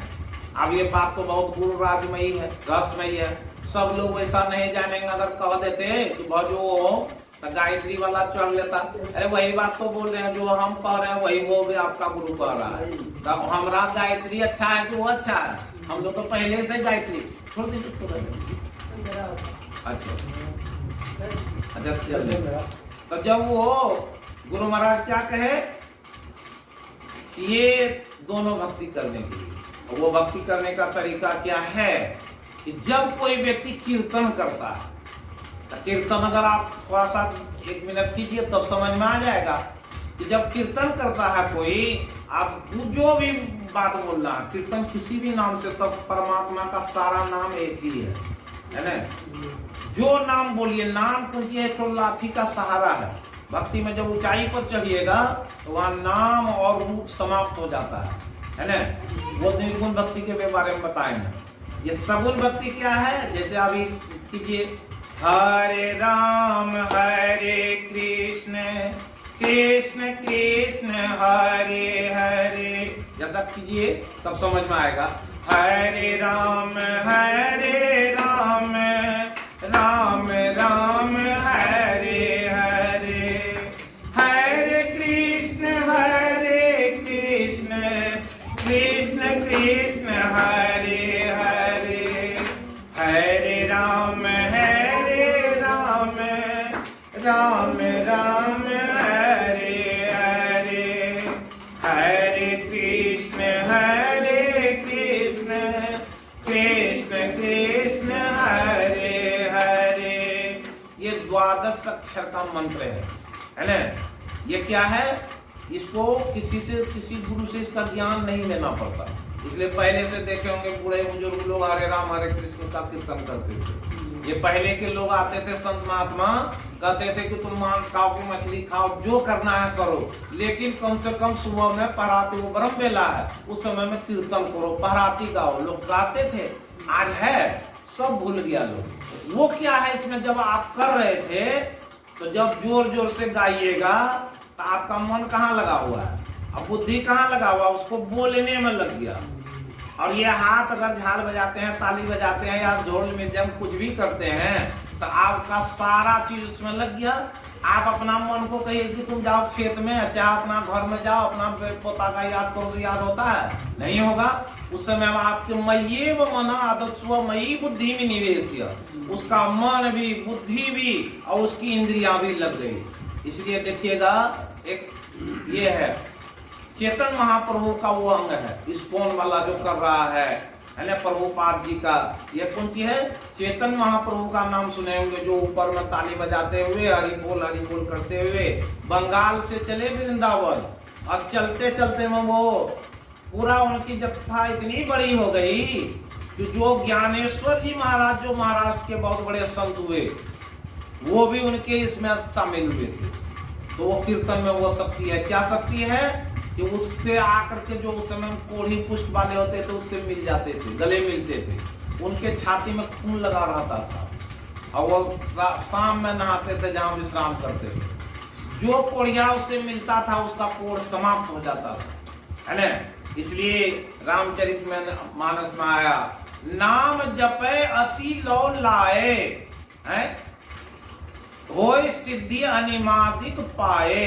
अगर नाम का जाप अब करते हैं, चाहे कीर्तन करते हैं, वाचिक कीजिए, उपांशु कीजिए, मानस कीजिए, ये जब कीजिएगा, भागवत में पढ़िए, उसमें भी दिया है कि जो व्यक्ति अगर नाम को, कितना नाम, गुरु महाराज भी कहे 10 साल मानस जप करता है तब कोई आगे बढ़ता है। ये मानस जप कितना, भागवत में दिया है कि कोई व्यक्ति 3 करोड़ जब मानस जप करेगा तब उसका शुद्ध होता है, 7 करोड़ वो व्यक्ति विशुद्ध होता है, और 16 करोड़ जाप में मुक्त हो जाता है ना। दुरुप गया 6 महीने में हो गया, कैसे हुआ, पढ़ के देखिए शास्त्रों को। जब दुरुप गया, कितना बड़ा बच्चा था, 5 साल का बच्चा था, है। नारद जी मिले तो कहा, कहाँ जा रहे हो, कहा कि हम भक्ति करने जाते हैं, उस परमात्मा की गोद में बैठना चाहते हैं। तो बोला कि तुम्हारा भी उम्र क्या हुआ, आप गोद में बैठोगे, हैं। जब देखा कि वो नहीं लौटने वाला है तो उसको दिए, मंत्र दिए, और मंत्र लेकर के जब वो गया जंगल में बैठा तो जा करके वो शुरू किया। कितना शुरू किया, गया तो 2-4 घंटा पहले किया, पहला दिन 6 घंटे तक बैठा, और 2-4 दिन 6 घंटे तक बैठा। पढ़ लीजिए भागवत में जहां मिले।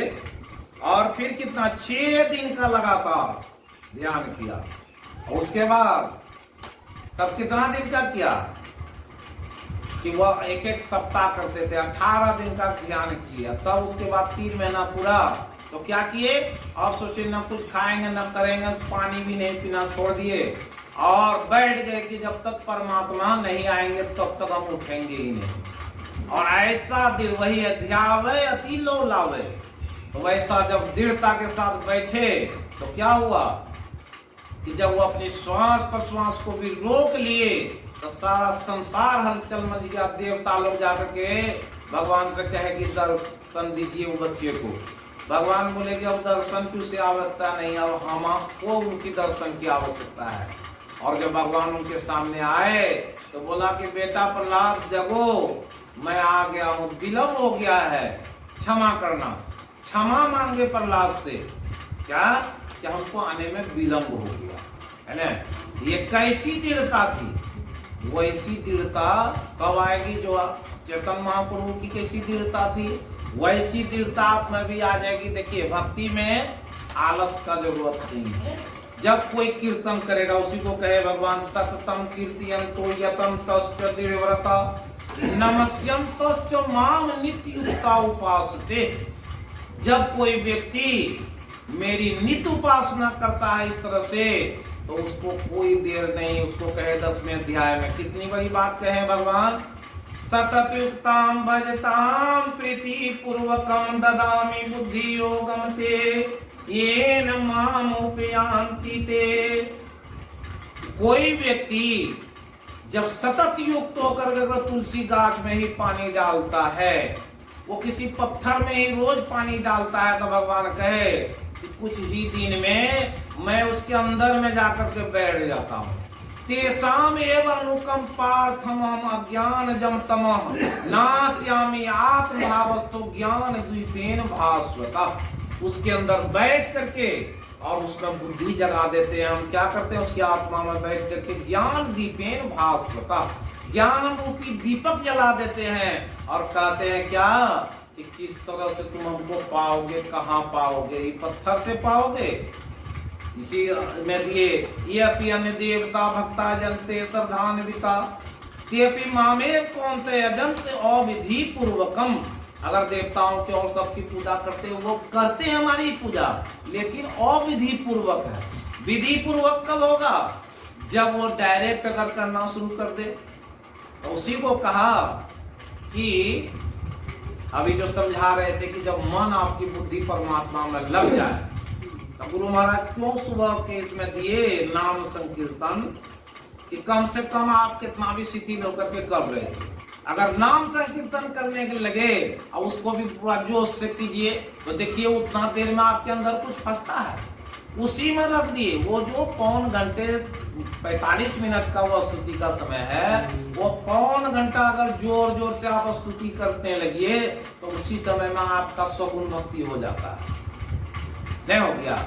कभी करके देखिए, एकदम बैठिए और एकदम तन्मयता से जो आप सब क्षेत्र क्षरा से शुरू कीजिए और 45 मिनट से पहले कहीं विराम नहीं दीजिए, है ना। और नाम संकीर्तन है, उसको खूब आराम से कीजिए। अव्यक्त अनादि अनंत जय अजादि मूल परमात्म जो ध्वनि प्रथम स्फुटित पराधारा जिनसे कई स्फोट है सो।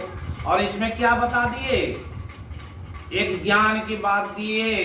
तो तुम समझते हो काली दुर्गा कृष्ण और ये फलना अलग अलग है, सबको दिखा दिए कि सभी एक है, वही ओम है। ओम में ही सारा समाहित है, उसी में तुम हो, उसी में हम ही भी हैं। इसलिए कहा ओम पूर्णमद पूर्णमिदं पूर्णात् पूर्णमुदच्यते पूर्णस्य पूर्णमादाय पूर्णमेवावशिष्यते। ये कैसा है, वो पूर्ण है ओम, उसी से पूरा दिखा ना। उसमें उद्गीत वही, ब्रह्मनाद शब्द ब्रह्म ओम वही, प्रणवधार वही है, परमात्म प्रतीक वही, प्रभु का ध्वन्यात्मक नाम वही है, सार शब्द सत शब्द वही है, सत चेतन अव्यक्त ही, सारा अव्यक्त भी उसी में समाहित है। तो वो चेतन शक्ति क्या है, परम पर्जन्यिनी शक्ति वही है, शिव शंकर हर नाम वही, सारे को समझा दिए। उसी ओम में सब समाहित है। वो ओम कैसा है, जो ओम हम लोग बोलते हैं, वो ओम के बारे में गुरु महाराज जब वो पढ़िएगा, आज तो उसको तब तो नहीं आती है वो ये पहले था, उसमें एक सत्संग योग एक संत वाणी वो कुछ करके था, उसमें उसकी व्याख्या की है गुरु महाराज। उसी में लिखे वो अक्षर कैसा है, अघोषम व्यंजनम स्वरम अकंठ तालवोष्ठम नासिकं च औरेफ जातम ओव्योष्ट वर्जितम यद अक्षरम नोच्छरते कदाचित। ये ओम अक्षर के बारे में कहा, वो कैसा है, अव्यंजनम है, अस्वरम अव्यंजनम, और किसी कंठ तालु जितना भी उच्चारण स्थान है उससे उच्चारण से उच्चारित नहीं होता है, वो ध्वन्यात्मक है। जब ध्यान करेंगे, जब वो शब्द सार शब्द कोई सुनता है, वो ओम की ध्वनि सुनाई पड़ती है। वो ध्वनि कैसी होती है, वो ध्वनि होती है, आप लोगों को दिखाएंगे, शंख का आवाज सुना करके दिखाएंगे, वैसी ध्वनि होती है, वो सार शब्द है। जब वो शब्द साधना करेंगे, जब वैसी बात है, शब्द साधना का ज्ञान ही नहीं मिला है, इसलिए कैसे जानेंगे। तो अभी हम लोग सुना रहे थे कि अब ये सगुण भक्ति है, सगुण भक्ति में कैसे करेंगे, जब आप संकीर्तन कीजिए, कीर्तन करेंगे तो मन निर्मल हो जाएगा। कैसा निर्मल, जिसको कहा कैसा योग होना चाहिए, कहा तत्ते एकाग्रम, जैसे किसी आसन पर बैठने की बात कहा, उस आसन पर बैठिए तत्रेकाग्रम मन कृत्वा यत चित इंद्रिये क्रिये उपविश्यासने युंज्यात योगम आत्मविशुद्धये। जब सगुण भक्ति करेंगे, एक आसन पर दृढ़ता से बैठिए और जब एकदम गर्दन सीध रहे, सब चीज सीध रहे, तब वहां योग से कौन चीज, यत चित इंद्रिय क्रिय, अपने चित्त को, अपनी ये पांचों जो ज्ञान इंद्रिय, कर्म इंद्रिय, पैर को मोड़ लिया, हाथ मोड़ लिया, आंख को बंद कर लीजिए, कान को बंद कर लिए, बंद तो कर लिए, सब बाहरी दशा से बंद हुआ। जब इसको सगुण निर्गुण भक्ति में करेंगे तो आप अपने आंख, कान, नाक, जिह्वा सबको बंद कर लीजिए। कैसे बंद करेंगे? ये जब बंद हो जाता है तो ये मन जो है किसके इशारे पर चलता है? मन के। तो मन जब कब यहाँ सब सफाई कैसे होगी आपका? जैसे सबको बंद कर दिया, आंख से समझ लीजिए कुछ नहीं देख रहे हैं, कान से कुछ नहीं सुनेंगे, और ऐसी स्थिति में अपने आप को जब रोक लेंगे तब कहाँ जाएगा मन? मन अंदर में खोजता है। कहाँ खोजता है? जितनी आप आंख से देखे तो वो चित्त में जमा है, कान से सुने चित्त में जमा है, वो तब चित्त और मन का खेल होता है। तब वो कहाँ से निकालता है? अपने चित्त में से निकालने लगता है। आपके चित्त में क्या क्या पहले से जमा है, तब मन उसमें खोज करके एक चीज को निकाल के बाहर फेंकता है। ये ध्यान की स्थिति है। कौन ध्यान? निर्गुण। वो निर्गुण ध्यान में जब बैठे हुए हैं आप ऐसा देखते हैं, ये चंचल मन जो है वहाँ आपके अंदर में प्रवेश करके उसको निकाल रहा है, सफाई होते रहेगा। 10 बार पहले जो बात गुजरा है वो भी आपके सामने आएगा। एक प्रोफेसर साहब गए और गुरु महाराज के पास में। गुरु महाराज पूछे, ध्यान में मन लग रहा है प्रोफेसर साहब? कहा कि नहीं मन नहीं लग रहा। क्यों? बोला जब ध्यान करने के लिए बैठते हैं तो तरह तरह की चीज आती है। तो गुरु महाराज कहे कि आप नहीं समझे। कहा चीनी को देखे हैं, हाँ, कितना साफ रहता है। जब उसको पानी मिलाकर उसका सीरा बनाया जाता है, जैसे उबाला जाता है तो क्या निकलता है? तो उसमें से मैल निकलता है। जब वो उबलने लगता है तो जब कहा कि जो हलवाई होता है क्या करता है? मैल को निकालते जाता है, चीनी साफ हो जाता है। वही मन में क्या है? ये कैसा मैल है, कैसे है? जिसको गीता में कहा, यथे धान से सम्मिधो अग्निर्भस्म सात कुरुते अर्जुन, ज्ञानाग्नि सर्व कर्माणि भस्म सात कुरुते तथा। जैसे कहीं लकड़ी जला दीजिए तो जी आग लगा दिए, सारा लकड़ी जल के भस्म हो जाता है। ये क्या है? जैसे ध्यान में बैठे, ये योगाग्नि है, ये योगाग्नि है और ज्ञानाग्नि है। उसमें क्या है? आपके जितने कर्म हैं, सर्वाणी कर्माणि भस्म सात कुरुते तथा, सारे कर्म धर्म को जला खाक कर देंगे तुमको पाप। यही मानुष देश मैया में गुरु महाराज का भजन है ना, उसको पढ़िए। वो कैसे जल के खत्म होता है? दूसरे जगह कहा कि श्रोत्रियादि इंद्रियान्ये संयमाग्नि सुजुहति, सर्वान् इंद्रिय कर्माणि प्राण कर्माणि चापरे, आत्म संयम योगाग्नो जुहति ज्ञान दीपिते। ये जो आपकी बाहरी जो इंद्रिय है, आंख, कान, नाक का, इसके जो कैसे ही रुकेगा? ये कौन सी अग्नि है? तो कहा संयमाग्नि सु, संयम रूपी अग्नि में इसको जलाइए, ज्ञान रूपी अग्नि में जलाइए। कैसे जलाएंगे? ये जलता कैसे है? जब आप विचार करेंगे, ज्ञान आएगा तो आप क्या है? इसलिए कहा विविक्त सेवी लघवासी यत वाक् काय मानसो ध्यान योग परो नित्यम वैराग्यम समुपाश्रितम। गीता का श्लोक है कि विविक्त सेवी क्या है? वो एकांत जगह में आप रहने की आदत डालिए। विविक्त सेवी लघवासी, कम खाइए, हैं? विविक्त सेवी लघवासी यत वाक् काय मानस, जैसा आप बोलते हो वैसा कीजिए, है ना? ध्यान योग परो नित्यम, जब ध्यान योग में रोज नित्य करेंगे, ध्यान योग परो नित्यम वैराग्यम समुपाश्रितम, स्वतः ही वैराग उत्पन्न होगा, है ना? ये निर्गुण भक्ति के बारे में बताया। ये निर्गुण भक्ति कब होगा? जब वैसा ध्यान करेंगे। और आंख को रोकेंगे, कान को रोकेंगे, तो मन जो वहां तब ठहरेगा। और जब अंदर का चित्त का सफाई हो जाएगा, जो भजन में गाए कि अगर वो आना के जाने के लिए गाए है ना भजन, कि अगर ईश्वर दिल का हुजरा साफ कर, ये दिल का हुजरा क्या है? हुजरा उसी चित्त को कहते हैं। उसकी सफाई कैसे होगी? नाम जाप से, वही मानस जप। तो क्या कहा कि जो नाम जपे अति लौ लाए, सिद्धि होई, अनिमाद सिद्धि हो जाती है। उसी नाम के गुरु महाराज कहे तो वैसे नाम का जाप करो। चाहे सगुन करोगे तो सफाई होगी, निर्गुण करोगे तो सफाई होगी। जब सगुन करेंगे, आप कीर्तन करेंगे एकदम बैठ करके, अब ढोलक हारमोनियम बजाते हो तो ढोलक फूकिए, देखिए इस्कॉन वाले सबको देखिएगा, मंदिर में जाइएगा 2-2 घंटे तक झाल मृदंग पीट रहा है, शरीर पसीना जा रहा है, उसका कोई परवाह नहीं। कोई आदमी को देखिएगा कूद रहा है और झाल बजा रहा है। आप उसका स्थिति को आप समझिए, वो कैसी स्थिति है। वो शून्यगत मन जो है तब ध्यान होता है, वो शून्यगत मन हुआ उसका कि नहीं है। आप क्या है, अगर कोई संत मत का सत्संगी है, उसको कहेगा कि आप कीर्तन कीजिए, करेगा? कहेगा हम सब ध्यान कर दिया। यही ध्यान के बारे में क्या कहा भगवान कहे कि योगी नाम सर्वेशाम क्या है? योगी नाम सर्वेशाम मदगतेन अंतरात्मना श्रद्धावान भजते यो माम स्वमेव तमामता। कोई योगी हो या साधारण पुरुष हो, लेकिन जब तक श्रद्धा पूर्वक कुछ करेगा नहीं, तब तक कुछ नहीं होने वाला है। देखिए समय तो हमको दिखाई नहीं पड़ रहा है। क्या बजे समाप्त करते हैं आप लोग? 4 बजे। अच्छा, कम से कम 5 बजने दीजिए। हाँ, ये बड़ी गुरु बस विषय सुन रहे हैं आप लोग। अगर आप लोगों को अच्छा लगता हो तो और सुनाएंगे।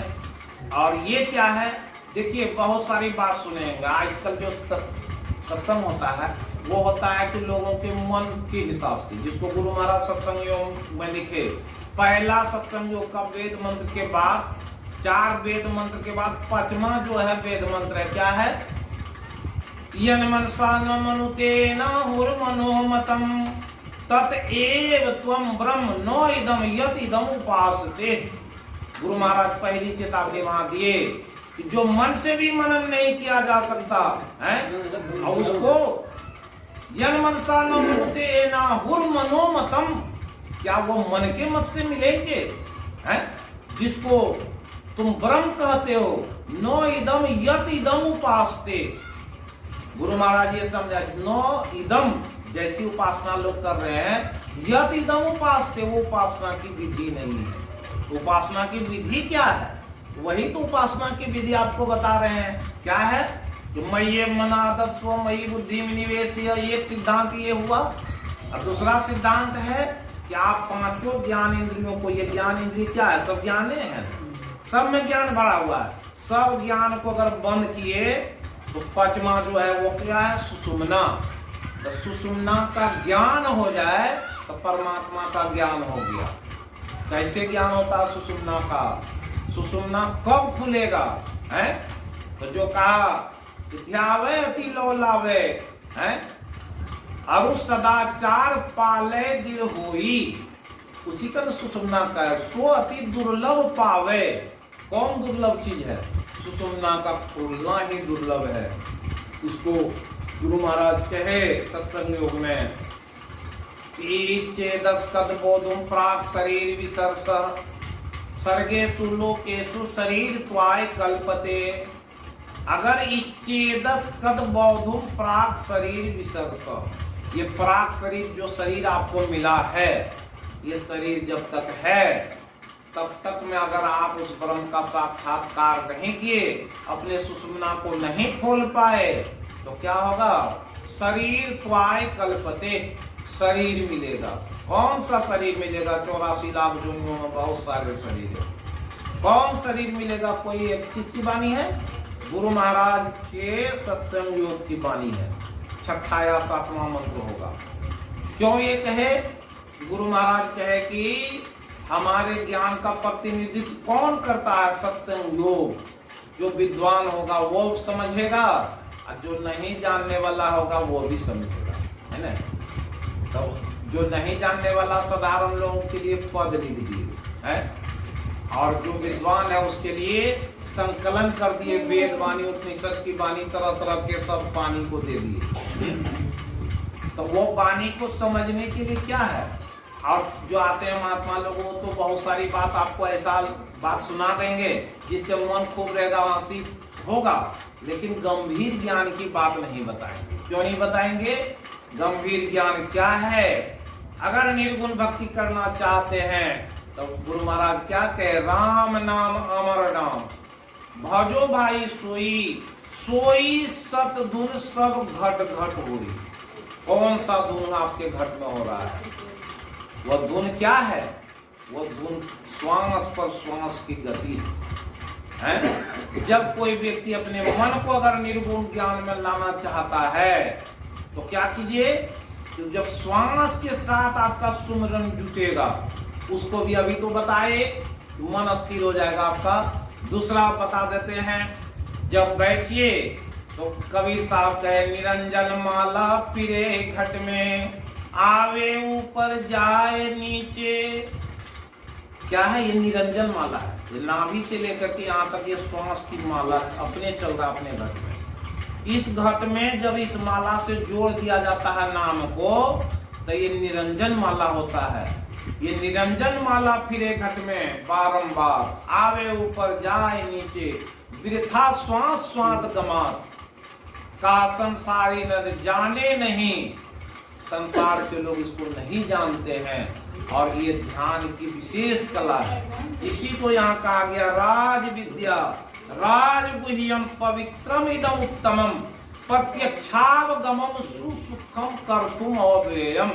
इसको करके कभी देखिए, अपने घर में इसका एक्सपेरिमेंट कीजिएगा, तब समझ में आएगा कि मन रुकता कैसे है। जैसे मन को रोकना है, आप श्वास लीजिए और छोड़िए, उस श्वास पर नजर रखिए।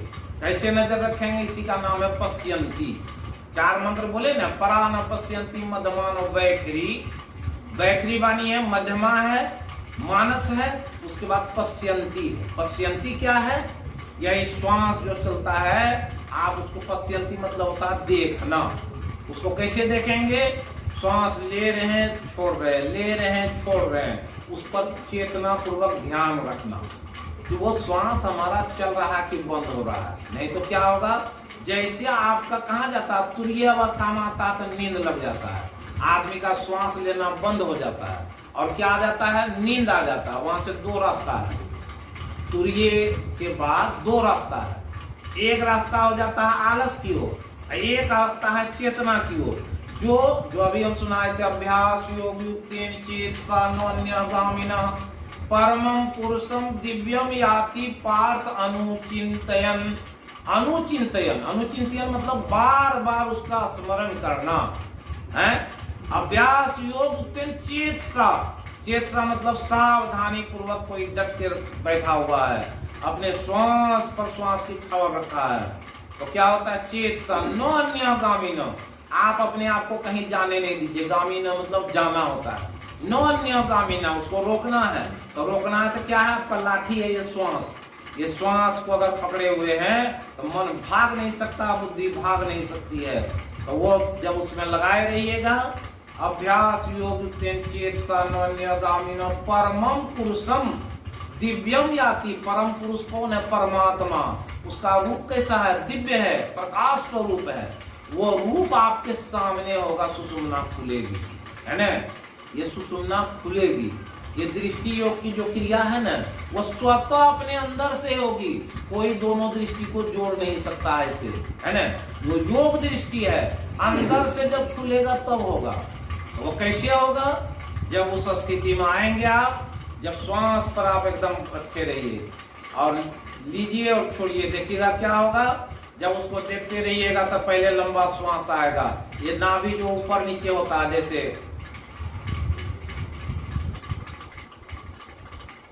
छोड़िएगा तो ये नाभि नीचे जाएगा, सांस ऊपर आएगा, ऐसे होते रहेगा। देखिएगा एक माला के जैसे बन जाएगा।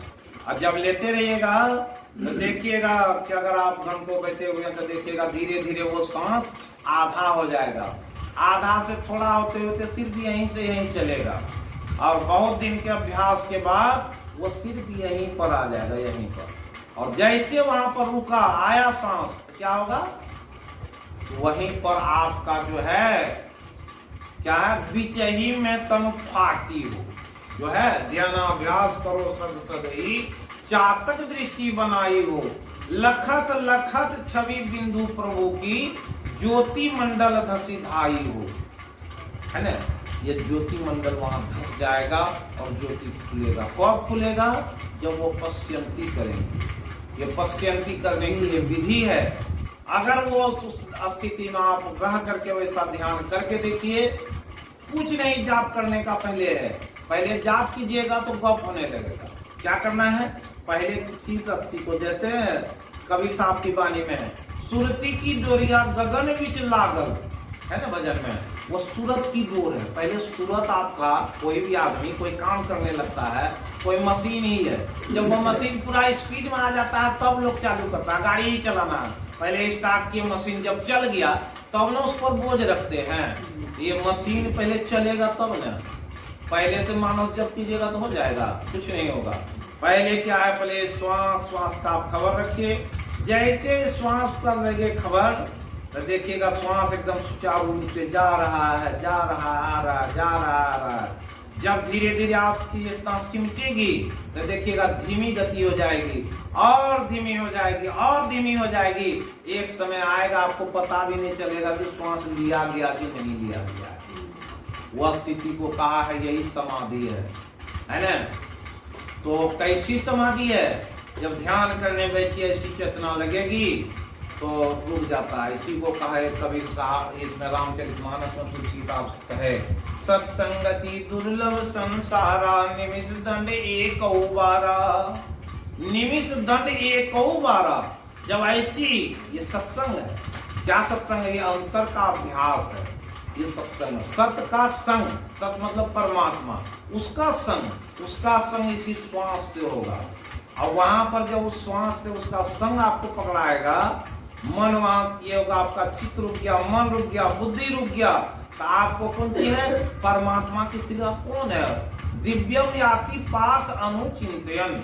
उसके नीचे है, कविम पुराण अनुशासितारम अनुन्याम समनुस्मरेत यः, क्या सर्वस्य धातारम अचिंत रूपम आदित्य वर्णम तम सह परस्ताप। उसका आदित्य वर्ण सूर्य के जैसा प्रकाश होता है। वो जब आपके अंदर खुलेगा तो कहा, यदक्षरम वेद विदो वदंती विसंति यत यत यो वीतरागा यदि छंतो ब्रह्मचर्यम चरंती तत्ते पदम संग्रहेन प्रवक्षये।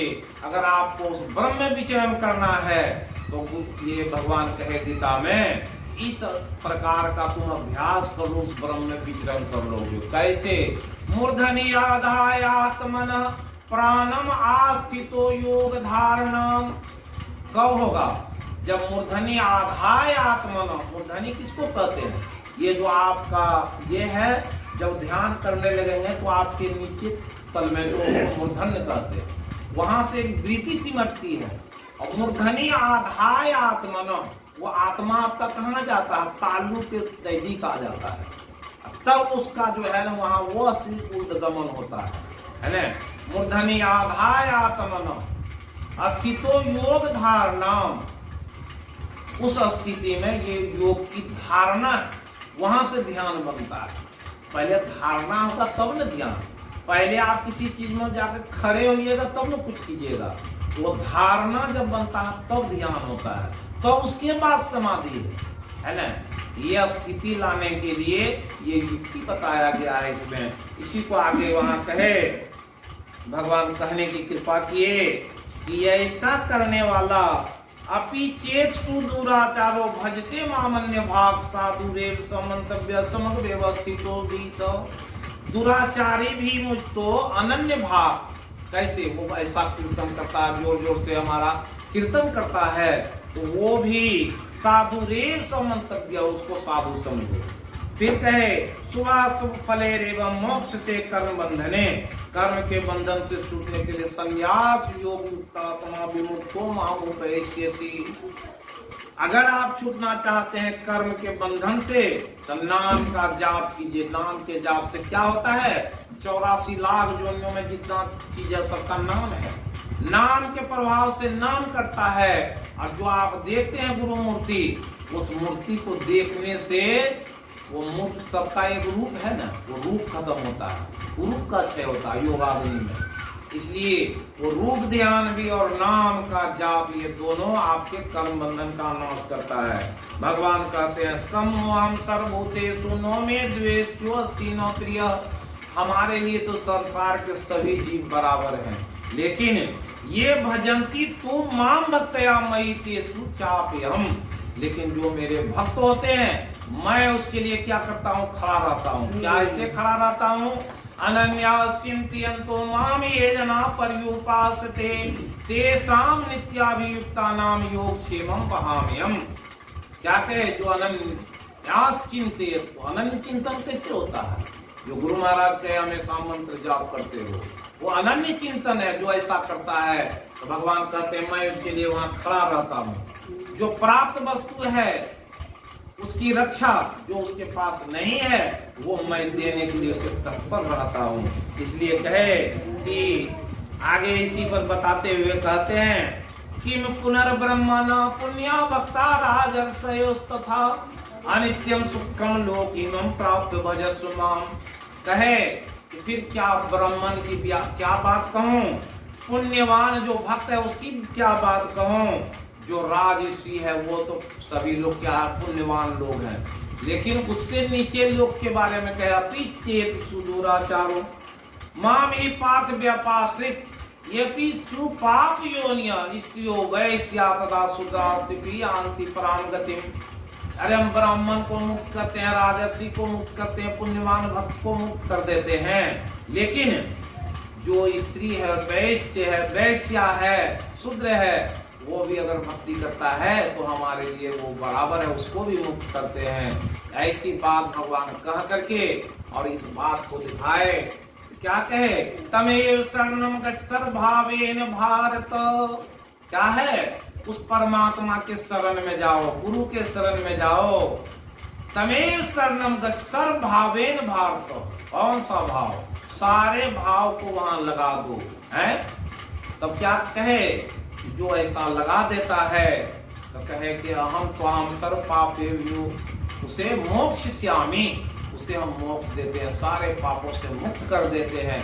ऐसी वृत्ति जो लाता है उसे ये ज्ञान प्राप्त हो जाता है। ये गीता का 9वें अध्याय का आपको कुछ सुनाए, ये सुनाए और आप लोगों का जैसे समय तो कहते हैं समाप्त होने पर है, तो इतना बात सुनाए। ये सत्संग आप लोगों को कैसा लगा?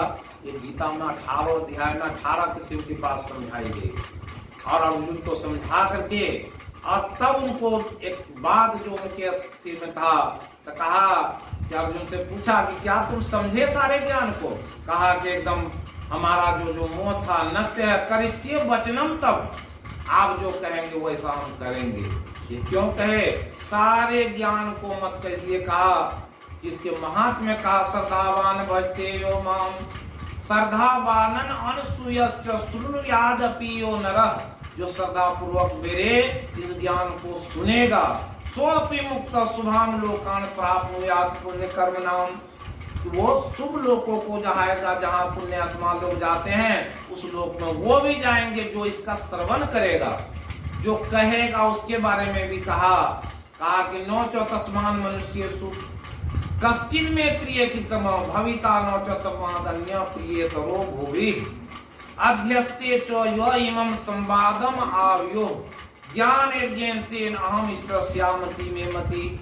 अगर कोई शास्त्र का अध्ययन करता है वो रोज ज्ञान यज्ञ अपने यहाँ करता है। भगवान कहे कि इस तरह का ये यज्ञ अपने घर में करो। गीता जो बड़ा शुद्ध शास्त्र है, भगवान के मुखार बिंद से है। व्यास जी कहे गीता सु गीता किमन्ये शास्त्रवित्रे या स्वयं पद्मनाभस्य मुख पद्मात् विनिश्रिता। कि गीता सुगीता है, ये गाने लायक पद है, इसको गाइए पढ़िए, इससे बढ़ के कौन सा सदग्रंथ है। और अंतिम बात कहे कि स्वयं पद्मनाभस मुख पद्मात विनिश्रिता, ये पद्मनाभ के भगवान विष्णु के मुखार बिंद से निकली हुई वाणी है, इससे बढ़ के क्या होगा। इसलिए ऐसे ज्ञान को सुनिए, पढ़िए, जानिए और इसको जानने से आपको मोक्ष मिलेगा। ऐसा भगवान इसका निर्देश कर करके और गीता में 18 अध्याय को कहे हैं। एक अध्याय आप लोग को सुनाए भी और उसके में जो उसका भावार्थ होता था वो सुनाए। प्रत्येक श्लोक का तो नहीं सुनाए, लेकिन भगवान कहेगा तत्व से इसे जानता 84 लाख योनियों को, अपने को अगर ज्ञान को जान लेता है वो व्यक्ति खुद मुक्त हो जाता है। इस तरह से आप लोगों के बीच में रखे और फिर कभी मौका मिलेगा तो गीता के और भी श्लोक को